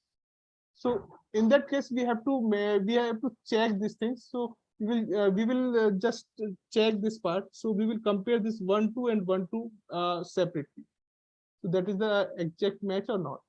But this is representing that if the same reminder is coming, that means there is a chance to the match. But there is also a chance if we are getting the same reminder for the different value. So for example, if will divide 23 by 7, what we are getting 2. Okay, so there is no 2 value. So we will not compare this 1 2 and 2 3. Okay, so because that's we are called getting okay, so that's called false positive when the no, yes. So okay. for example, in the different, if we are getting one example 56, yeah, so if we divide by this 7, what we are getting?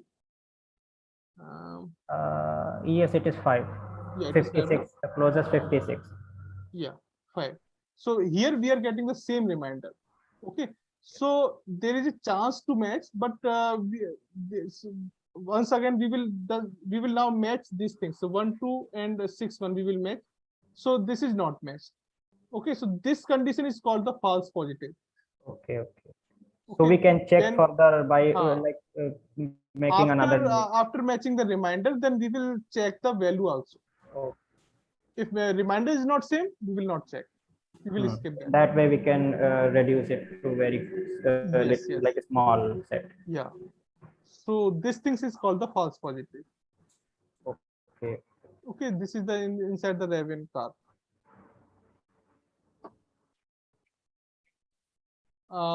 And the KMP algorithm, there is one actually simple things. In KMP algorithms, we just check that we just skip the part which we have already compared in our patterns. So for example, if we have a pattern A, B, like this, ABC. Okay. So, and our text is like this, A, B, and here A. And other things. So for example, if we have matched this part, if this part is also matched, this part is also matched, this part is, then when we are coming at this stage, A to C, this is not matched. Okay, in that case, we have already matched this AB part, and this AB is also so for example, this AB is also coming in the starting point. And our AB, this AB part is matched with the other strings, this AB. So definitely this is also matched with this part. Yes. Okay, because this is the repetition in our pattern. Yes. So we will not check these things. We will not check this thing again. So we will directly shift our pattern by this position. So A, B, and this is the next thing. So A, B, C. Okay, so here, like for example, this B, C is coming. So the first A that we are getting from right in our pattern, we will go to that because not we. A. So that's things we are actually calculating the prefix function.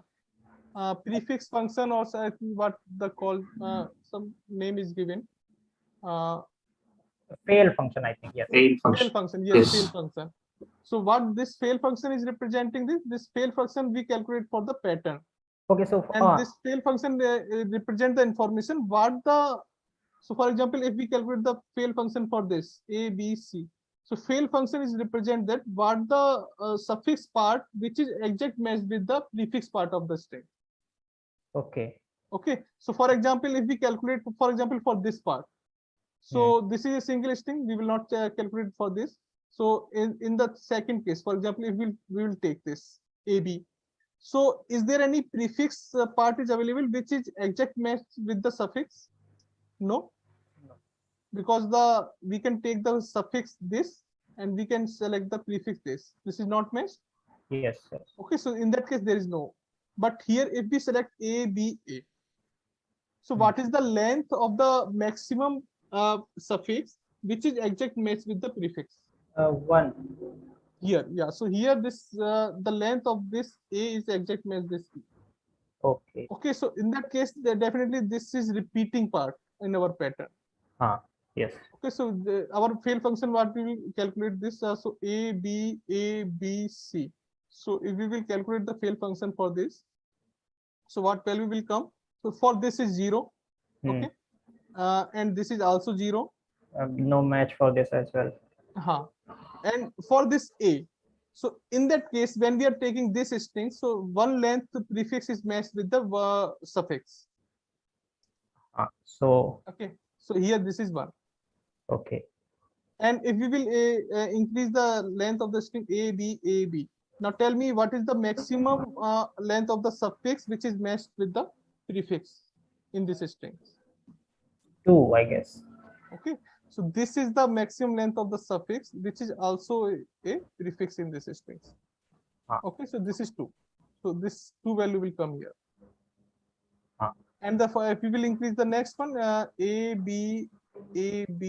So for example, this C is not there. So if we will take this A, so in that case, now tell me what is the maximum length of the suffix, which is the match with the prefix.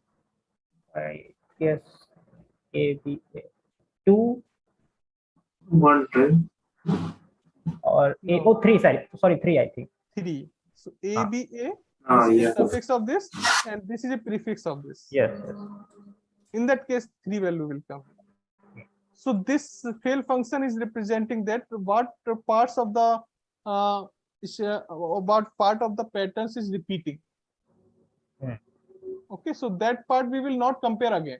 We will shift our pattern according to this in fail function information.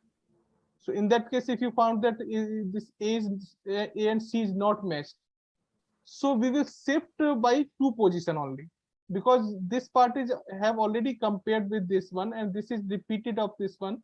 So we will not compare this part again by this one.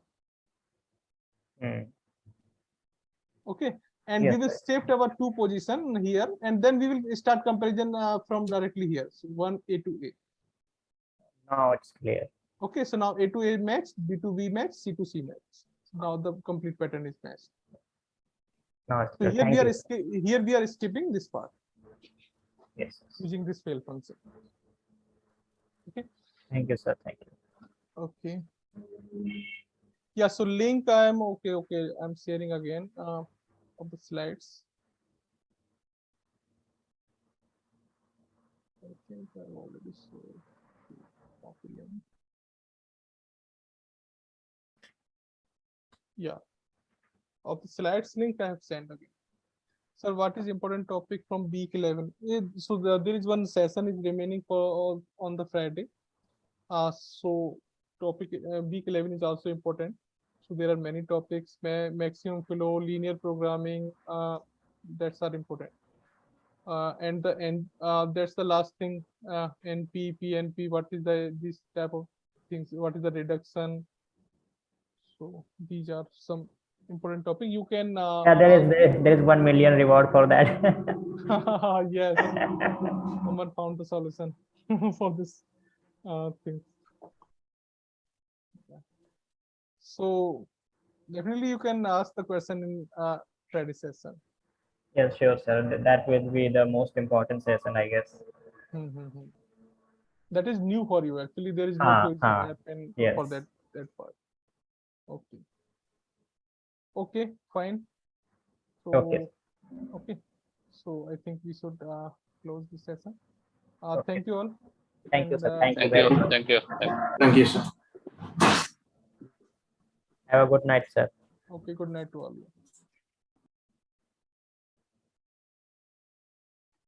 Thank you, sir.